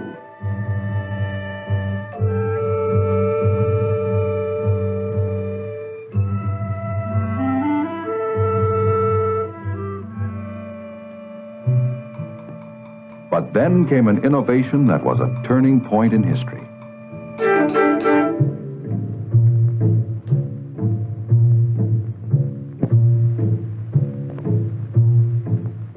No one cared that the automobile looked like the familiar buggy minus the horse. People were more concerned with whether it was safe and how well it would work. Automobiles continued to look like carriages, and much the same lines were used year after year.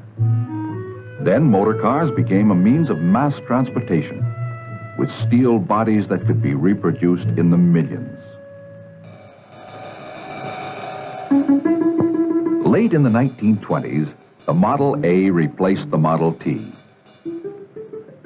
Here was the beginning of a new motor age, the styling of a mass-produced car so that it would be more pleasing to the eye. As engineers worked to improve the mechanism, stylists worked to improve the appearance. In those formative years, the concept of the modern car was born, as the work of the stylist became an organized search for beauty.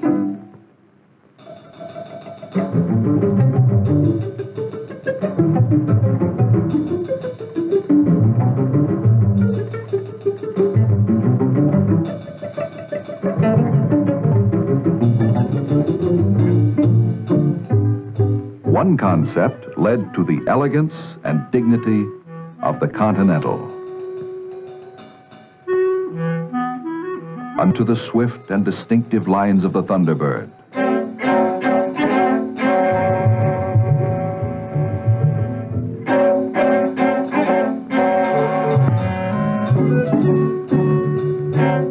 Principles of beauty to an automobile.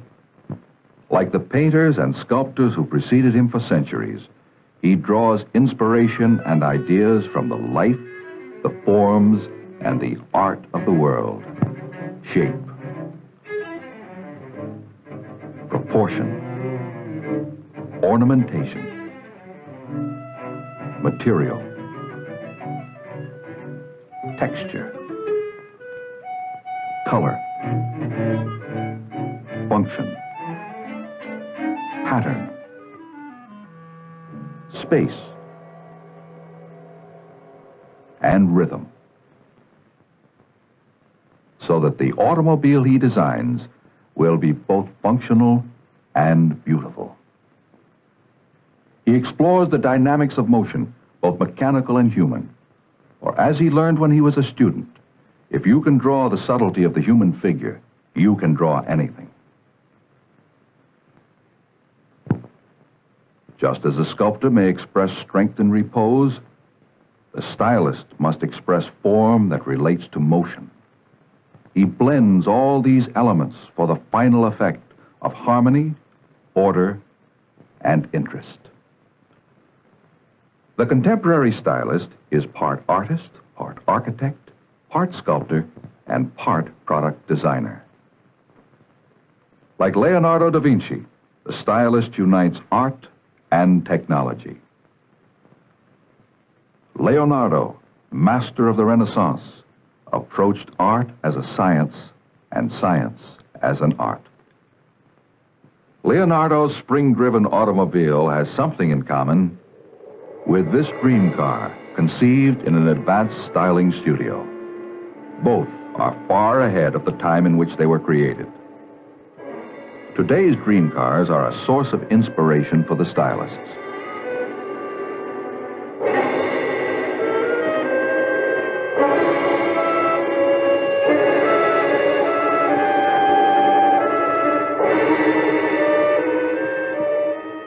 While some are working on ideas for the distant future, others are concerned with features that may be used in the next few years.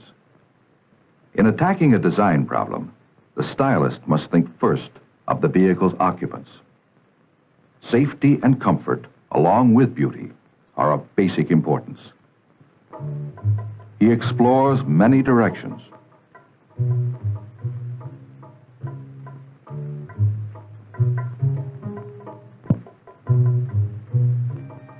Finally, the best features coalesce into the design that is approved for the next stage. Expression in 3 dimensions. To this wooden armature, clay is applied. It is shaped a sculptured version of a new model. After many refinements, the first 3-dimensional model is ready for management appraisal. Here is Allegro, an experimental car that could be called a practical dream car. It is designed with a long hood, a grille that extends forward of the headlights, a compact passenger compartment, and a fast-back roofline. Other advances include brake and accelerator pedals which adjust to fit the driver. Here is a new concept in driver convenience, a unique cantilevered arm steering wheel with a memory unit.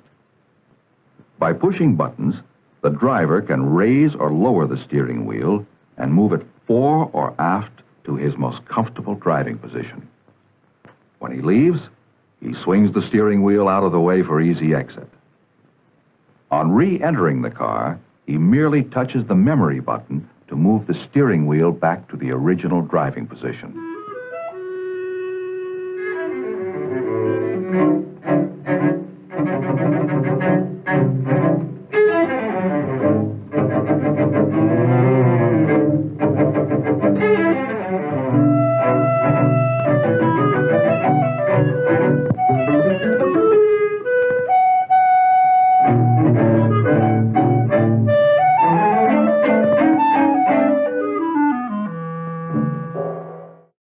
This is Cougar 2, another practical dream car. It's a two-passenger GT or Gran Turismo. Function is the keynote of the interior design. The leather seats adjust individually. Instrumentation is complete and clearly legible. Controls are located for optimum convenience, and the carpeting enhances soundproofing as much as appearance. The Cougar 2 has a fastback roof, concealed pop-up headlamps, and is powered by a high-performance V8 engine. It could be engineered for speeds in the 170 mile per hour range.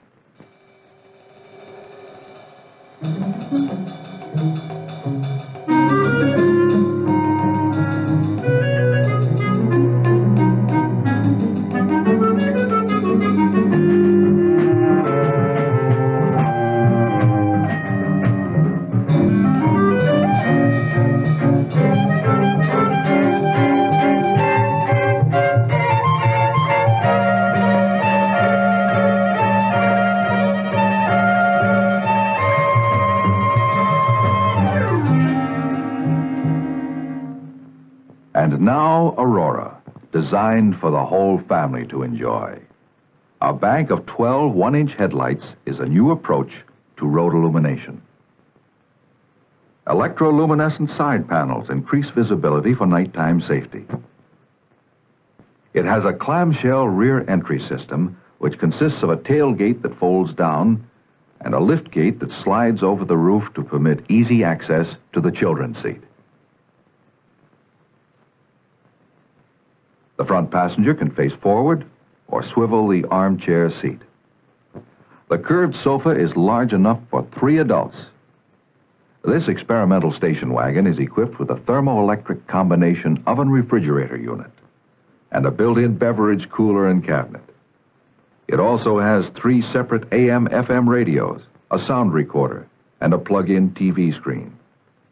The advanced instrument panel incorporates a position indicator map that automatically adjusts to the location of the car.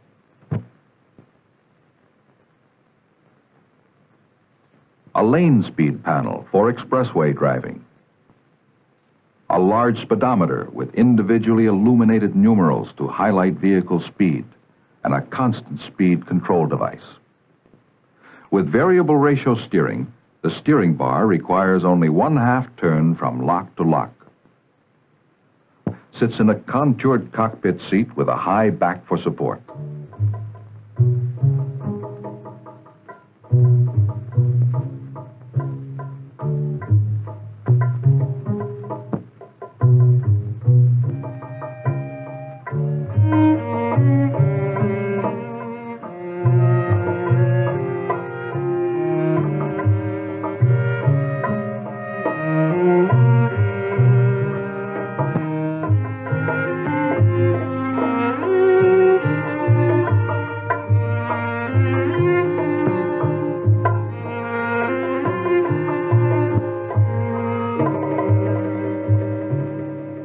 Will any of these experimental features be seen on production cars in the future?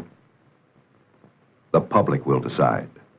Experimental cars are displayed at places such as the World's Fair to evoke consumer action. When many opinions are evaluated, the features consumers like. As the search for beauty continues, the stylist focuses on the future that lies just ahead. Years ago, custom-built horseless carriages reflected the tastes of the very wealthy. Today, the lowest price cars provide attractive and tasteful interiors. And stylists are working on many ways to make them even more comfortable and more exciting in years to come. To please a very style-conscious public, the interior designer evaluates thousands of fabrics before making a selection. But the search for beauty must be more than surface deep, and the stylist is as concerned with function as he is with form. By definition, a stylist is one who advises concerning current styles, as in dress and furnishings. Today, the term is in the automotive industry to differentiate between the designer of the vehicle's appearance and the designer of the mechanical parts and structure. Obviously, these creative processes overlap. Like his predecessors, the stylist, by inclination, skill, and training, is predominantly an artist. Yet, in order to exercise his art, he must have a working knowledge of engineering, of the properties of many materials, and of costs and sources of supply. Thus, he is an industrial designer who applies the total performance of vehicles. Sometimes the stylist's experimental car can be moved almost without change to the assembly line. Such a car was Mustang II. What gives this car its look of total performance? First, inside. An interior that's inviting, comfortable, and sporty, with an instrument panel that's deeply padded and hooded. Now outside, the unique grille, long hood, low top, and short rear deck. Sculptured side panels to lower the profile. Round wheel openings to emphasize the wheels and suggest power and performance.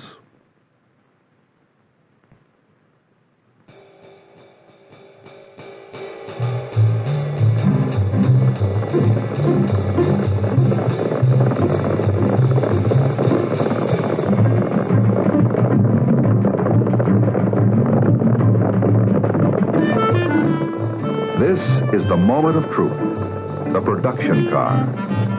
The work of the stylist, begun over 20 months ago, has been translated into fabric, rubber, glass, and metal. Now the public will tell him how well he has succeeded.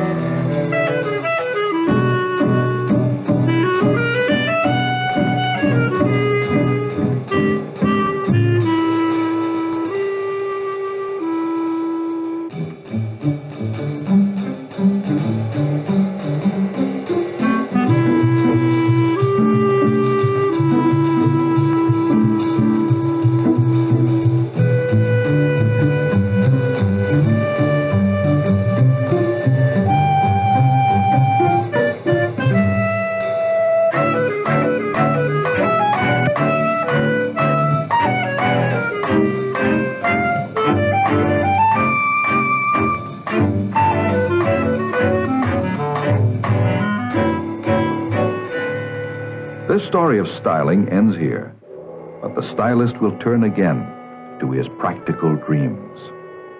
The search for beauty never ends.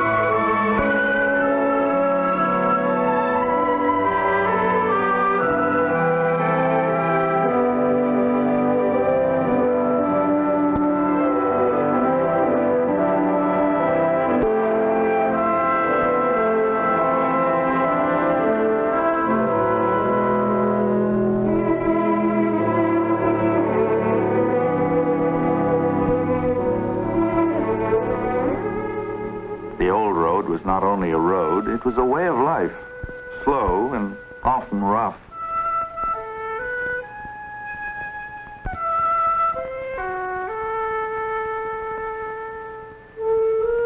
If you lived way out in the country, 15 or 20 miles away from the railroad station, you had to get up before dawn to catch the 9:30 train. You harnessed up the reliable horse, and for the next 2 hours, the carriage went creaking down the old familiar road while the countryside moved slowly past. If you were leaving the farm for good to go to the city, you had mixed feelings on that long ride to the station. It's not easy to pull up roots and start a new kind of life. You saw the faces of old friends as you passed their house, waving goodbye, and you felt sad at leaving them. But you saw, too, how old and tired they looked, worn out by hard work, locked on the land. A woman looked 50 before she was 35 with all she had to do. In a way, you were glad you were leaving. You passed the old schoolhouse where you'd gone as a kid, and you remembered the long miles you'd walked morning after morning to get there. That final run to get inside before the bell stopped clanging.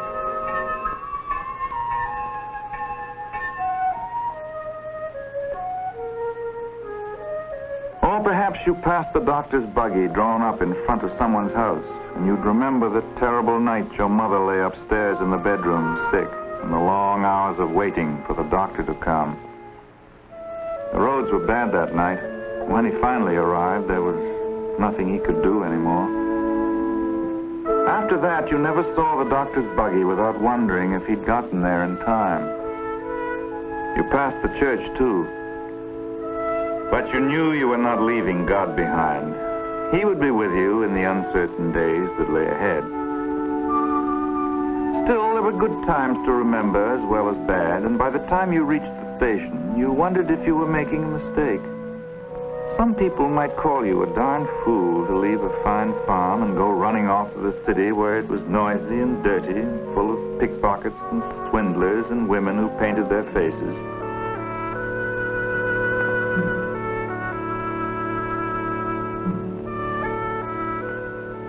But there were things you wanted to do that couldn't get done on a farm. If you were interested in machinery, for instance, or wanted to tinker with engines that ran on gasoline, the country was no place for you. You had to go where other men were doing this kind of thing. Train was late, of course. You could have slept another half hour.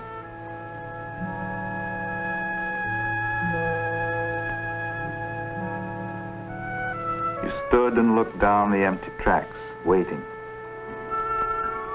Somewhere out there beyond the horizon lay the city where your destiny waited.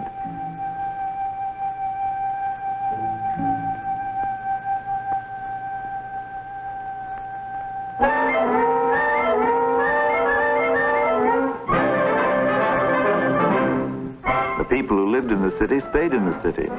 They walked the hard pavements till their feet ached. If a person were well-heeled, he took a cab. If a nickel was all he could afford, he took a streetcar and got there an hour later. The fastest thing in town was the fire engine.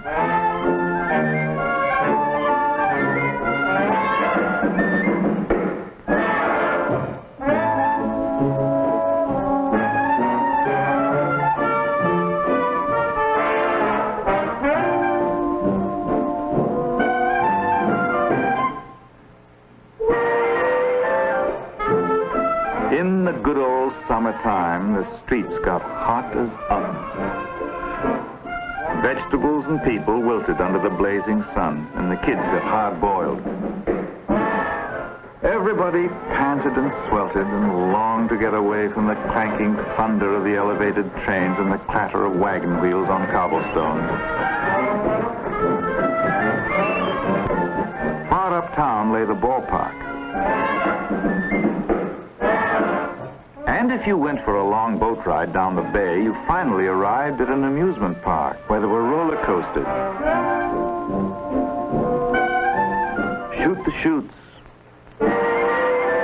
camels to ride, and a real beach where a kid could get to swim in the ocean.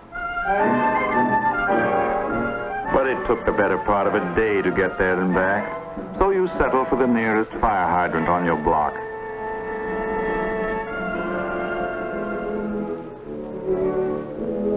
Bicycles were all the rage. On Sunday afternoons, you could pedal out past the city limits and see real trees and grass and hear a bird sing. That was fun. As long as your legs held out, you could go wherever you wanted, right up to the end of the road, that is. A few miles out of town, the paving ended, and from then on, bicycling was no pleasure.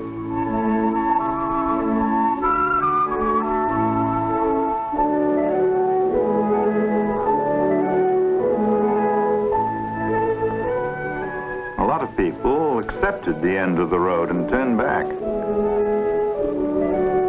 But the bicycle wheels had a greater destiny. In Detroit, a man named Henry Ford, who had left the farm and come to the city to tinker with machinery, was making what he called a quadricycle. It looked like a buggy, only it had no shafts for a horse to be harnessed to. The horsepower was going to come from a gasoline engine he'd made himself. He did everything himself, working nights and holding down a daytime job with the Detroit Illuminating Company.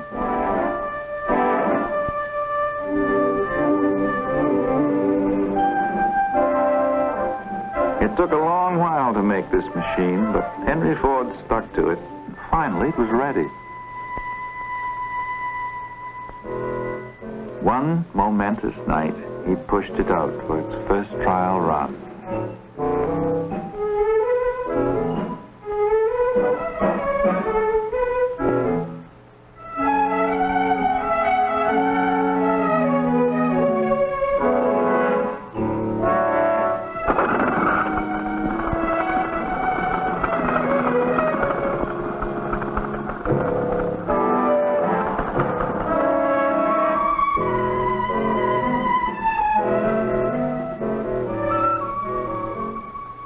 Up and down the dark, empty streets ran the little quadricycle.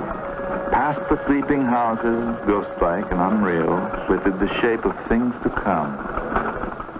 If anybody had waked up and looked out the window, he probably would have thought he was still dreaming. That night, history was made. The street was never the same again.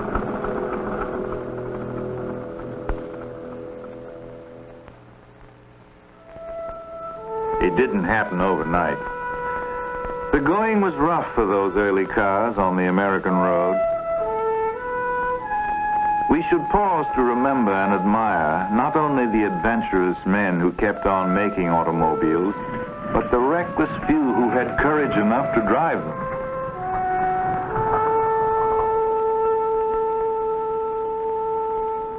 Some people thought that the sail wagon had a more promising future than the automobile. Built like an ice boat on wheels, it could hit over 50 miles an hour if the wheels stayed on. Of course, it took a land-going sailor to operate it, and on a public road, it really stopped traffic.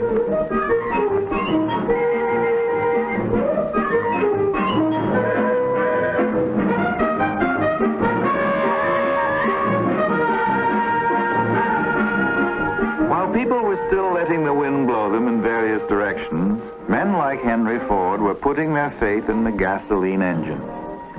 He built a big one and put it in a racing car called the 999. It was a huge, heavy monster, and it spent most of its time in the shop getting tuned up. Nobody at the time probably realized it, but the 999 had a prophetic look. This was no horseless carriage. It was long and low and powerful, built for speed. In a crude but unmistakable way, it forecast the shape of cars to come. On October 25th, 1902, Barney Oldfield set a world's record in the 999. He drove it a mile a minute, and this phrase ushered in a new era.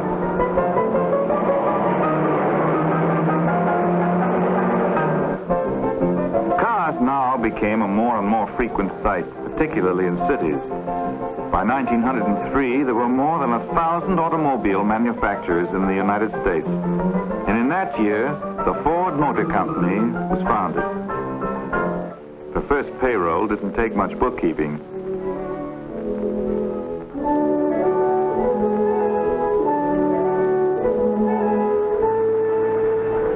The first car of the new little company was called the Model A. It had a 2-cylinder, 8-horsepower engine, and it could go 30 miles an hour.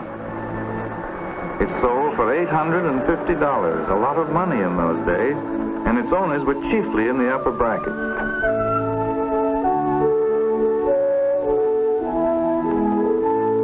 It was smart and fashionably designed, with a door in the rear like a pony cart. And it cranked from the side. A good safety measure designed to prevent the cranker from being knocked flat and run over if the car started prematurely. Everybody admired it, but only the more daring could be persuaded to ride in any kind of a motor car.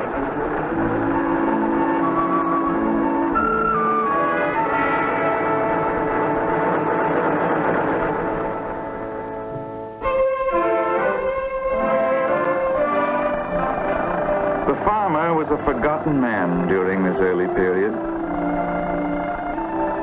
He saw occasional cars go by on the rough roads, but these strange mechanical contraptions seemed out of place in the country. They were for city people, not for him. He kept on grooming his old reliable horse and waited. And suddenly one day, it appeared. It was called the Model T. It had a 4-cylinder, 20-horsepower engine and a planetary gear that defied the laws of science. Maybe it didn't look classy, but it could take a beating on rough country roads and still get you there. It was a farmer's car, built by a farmer. There was only one thing wrong with it. It cost $850. Millions of citizens looked at the Model T and licked their chops.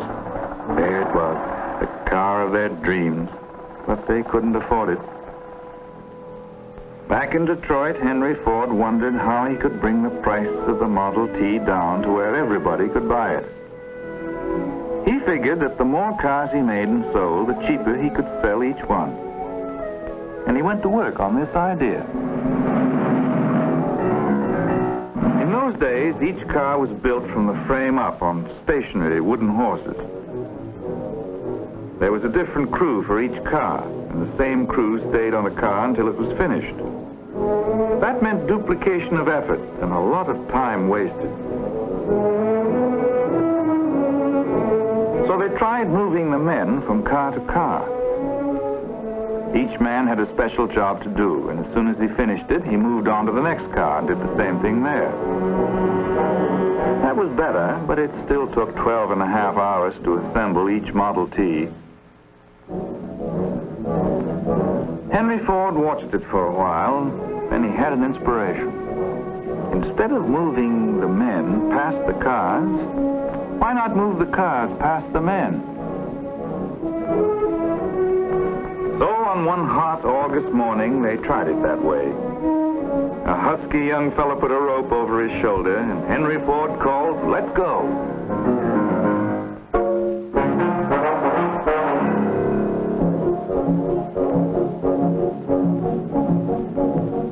And at that very moment, as the workmen began to fasten the parts onto the slowly moving car, the assembly line was born. A technique that was to revolutionize mass production all over the world.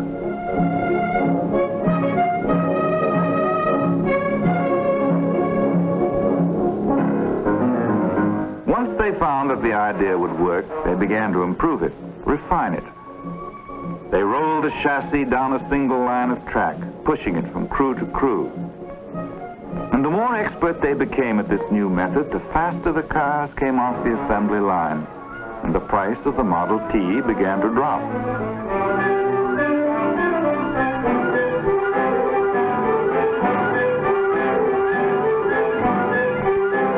They tried the same idea on all the various parts of the car and created what were called sub-assemblies. Each man on the line became a specialist.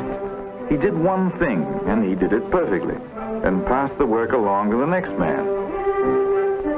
Minute by minute, production was winning the battle against wasted time and wasted effort. Parts were fed to the workmen by gravity slides so they wouldn't have to stop and wait for new parts. Then they put the parts on moving conveyor belts. And this was a great step forward because now they could regulate the flow of work and keep it moving at a constant rate of speed.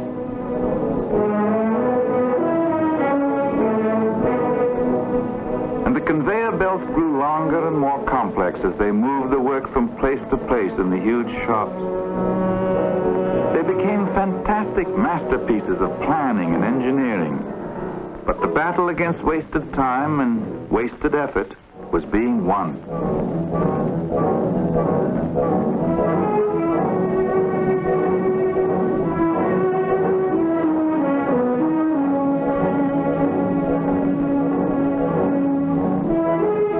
The cars began coming off the assembly line at the rate of 1 every 40 seconds. And what Henry Ford had foreseen happened. Mass production and the assembly line drove the price of the Model T down from $850 to $300. Now everybody could have one.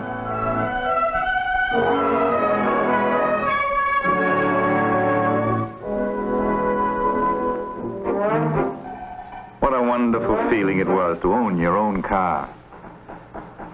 The Sunday afternoon drive became a national pastime.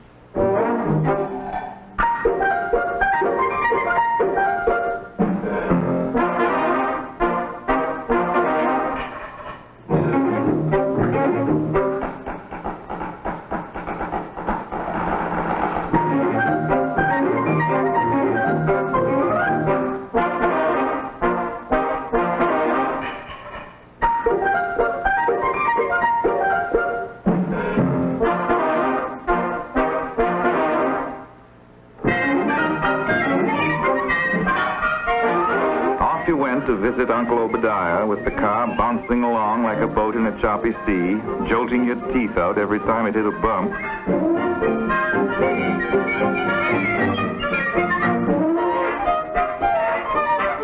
Mom would keep saying, "Papa, don't drive so fast."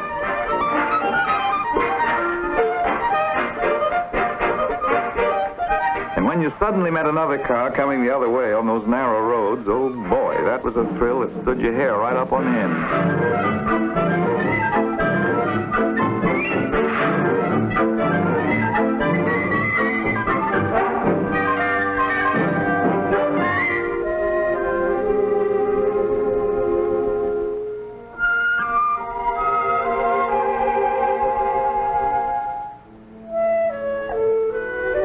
Just being able to drive a car was enough, but pretty soon the novelty wore off and people began to get angry at the bad roads.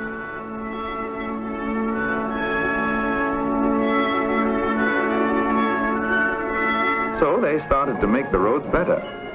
In every state all across the nation, men and machines went to work.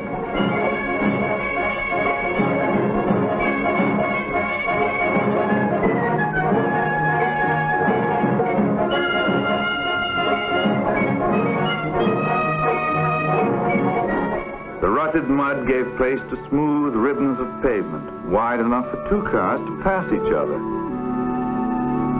And the roads became longer. They pushed out in every direction. And down every road ran the Model T, panting and quivering, always eager to go farther.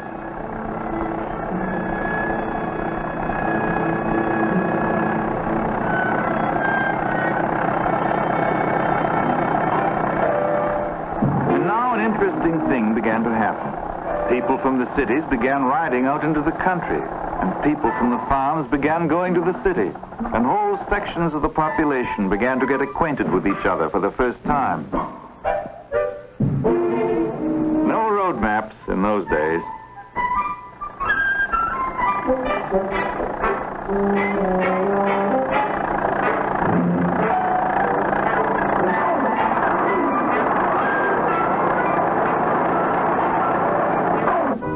If you got lost, the kindly natives would give you directions so complicated you couldn't find your way home with a compass. Everything was down the road a piece. If you got lost, you stayed lost.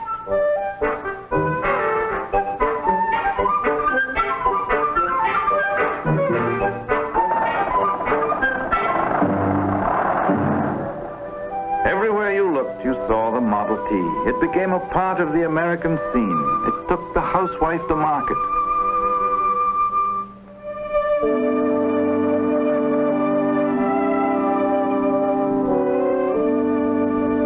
It brought the doctor to his patients in time to save their lives.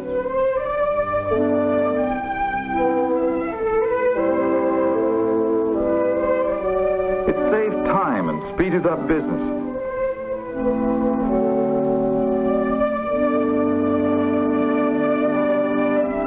Filling stations sprang up by the thousand, and a whole new industry in gas and oil was created.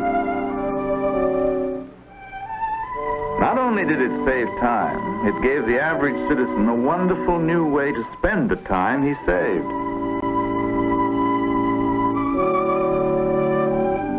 Now, for the first time, Americans were able to travel inexpensively across their own country in their own cars and see the grandeur of their inheritance.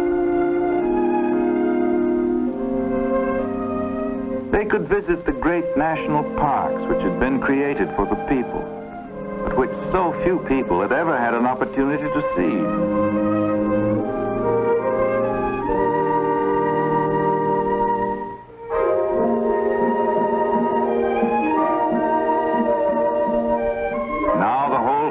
Could get away from the noise and the heat of the city. People could go camping over a weekend and be back to work Monday morning with renewed energy.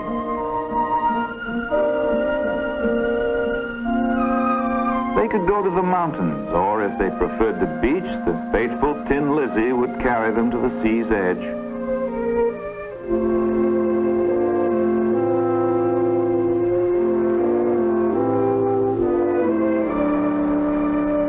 Many new images in the people's minds now, things they had seen along the American road.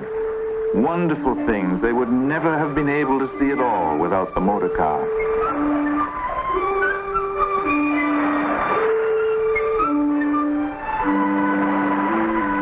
There was a new look in people's faces, a look of discovery and wonderment and pleasure. A new world had been opened up for them.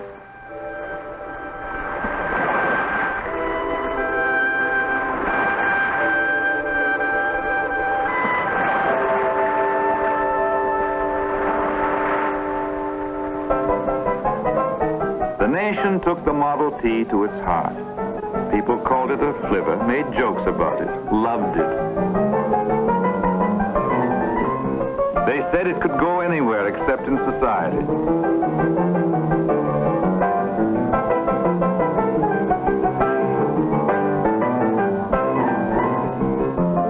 Hollywood comedians had a field day with it.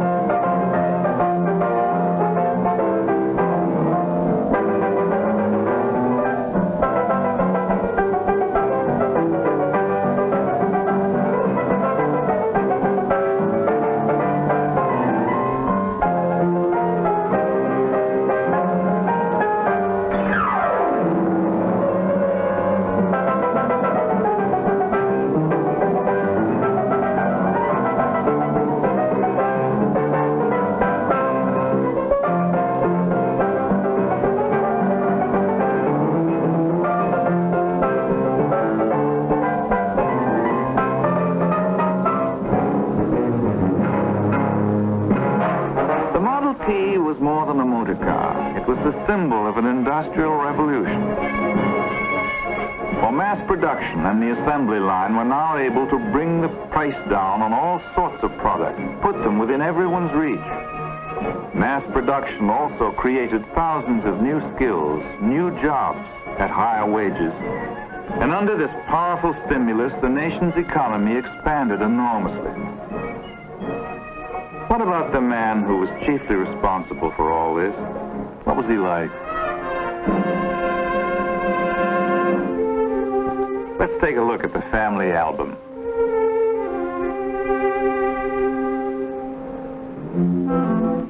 Here he is at his home, Fairlane.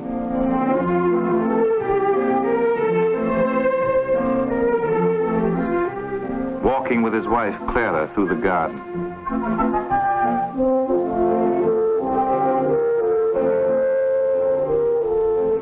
Laughing with a friend over a cartoon of himself. On the ice-covered pond with his grandchildren.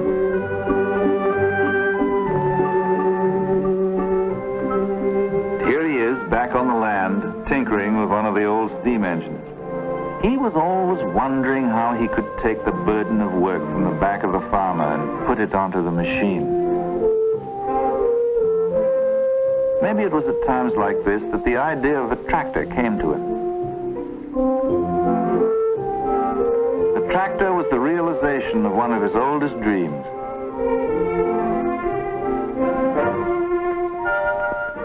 Here he is in his office, having a conference.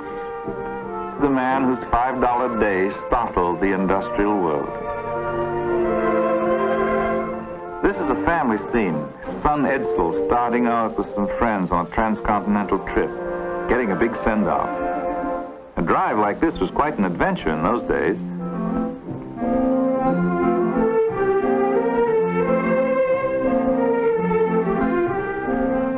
He liked to dance country dances.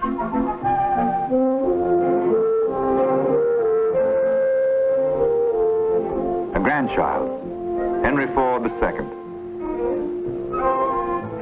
Showing his grandchild a baby bird with Mrs. Edsel Ford watching.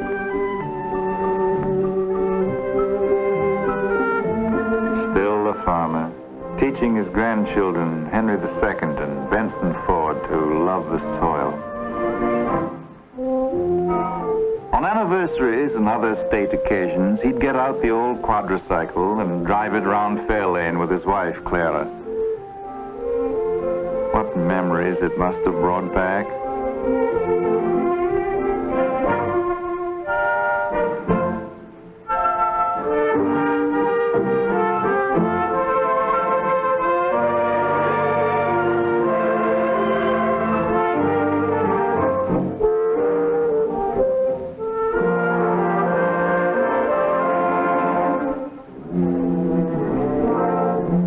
Sometimes he liked to go camping with some of his old friends. The bearded man is John Burroughs, the naturalist. On the right is Harvey Firestone.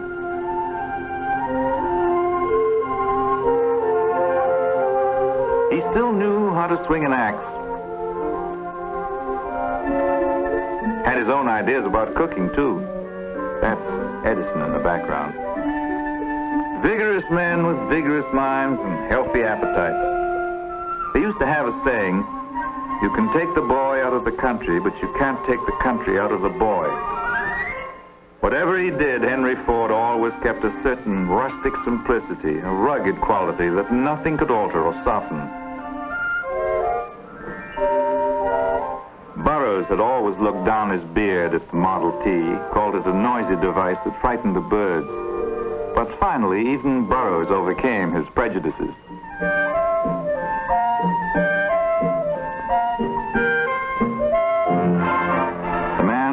The legend. These are men whose ideas changed our way of life and made it better.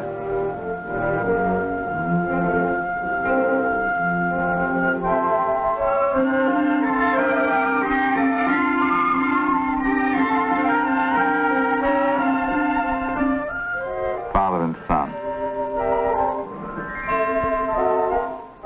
They walk side by side, reviewing the past past, planning the future together.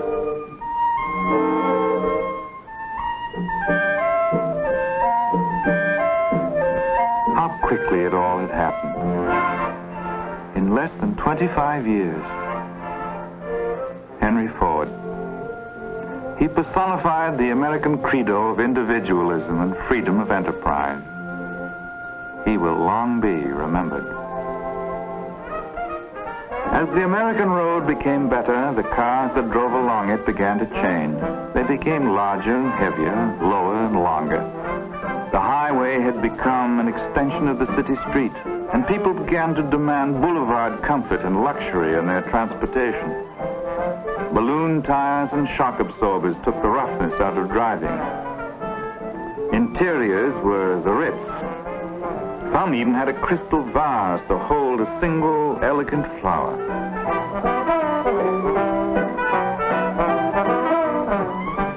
Henry Ford saw the trend and began making the Lincoln, one of the finest and most luxurious cars in the world. Alongside of such grandeur, the old Model T began to look more and more like a country cousin.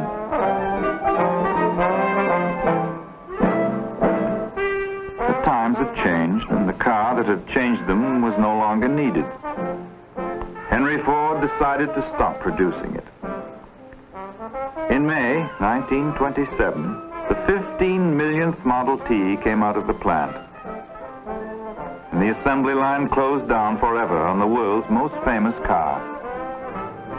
From then on, the old flivver began to disappear from the roads. As old cars were turned in, they were taken back to the plant.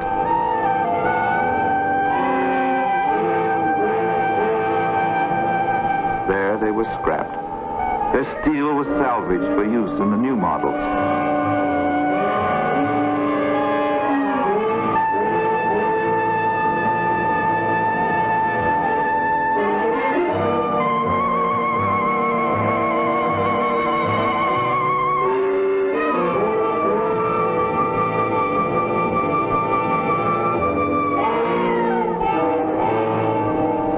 Once in a while, a car would balk at the mouth of the furnace as though in a last effort to save itself. The Model T died hard.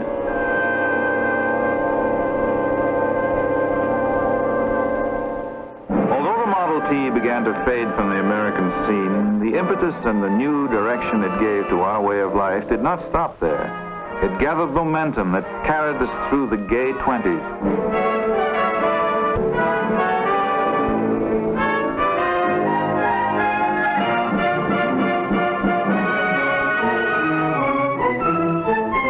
Even the grim depression of the 30s could not stop the powerful forces that had been set in motion.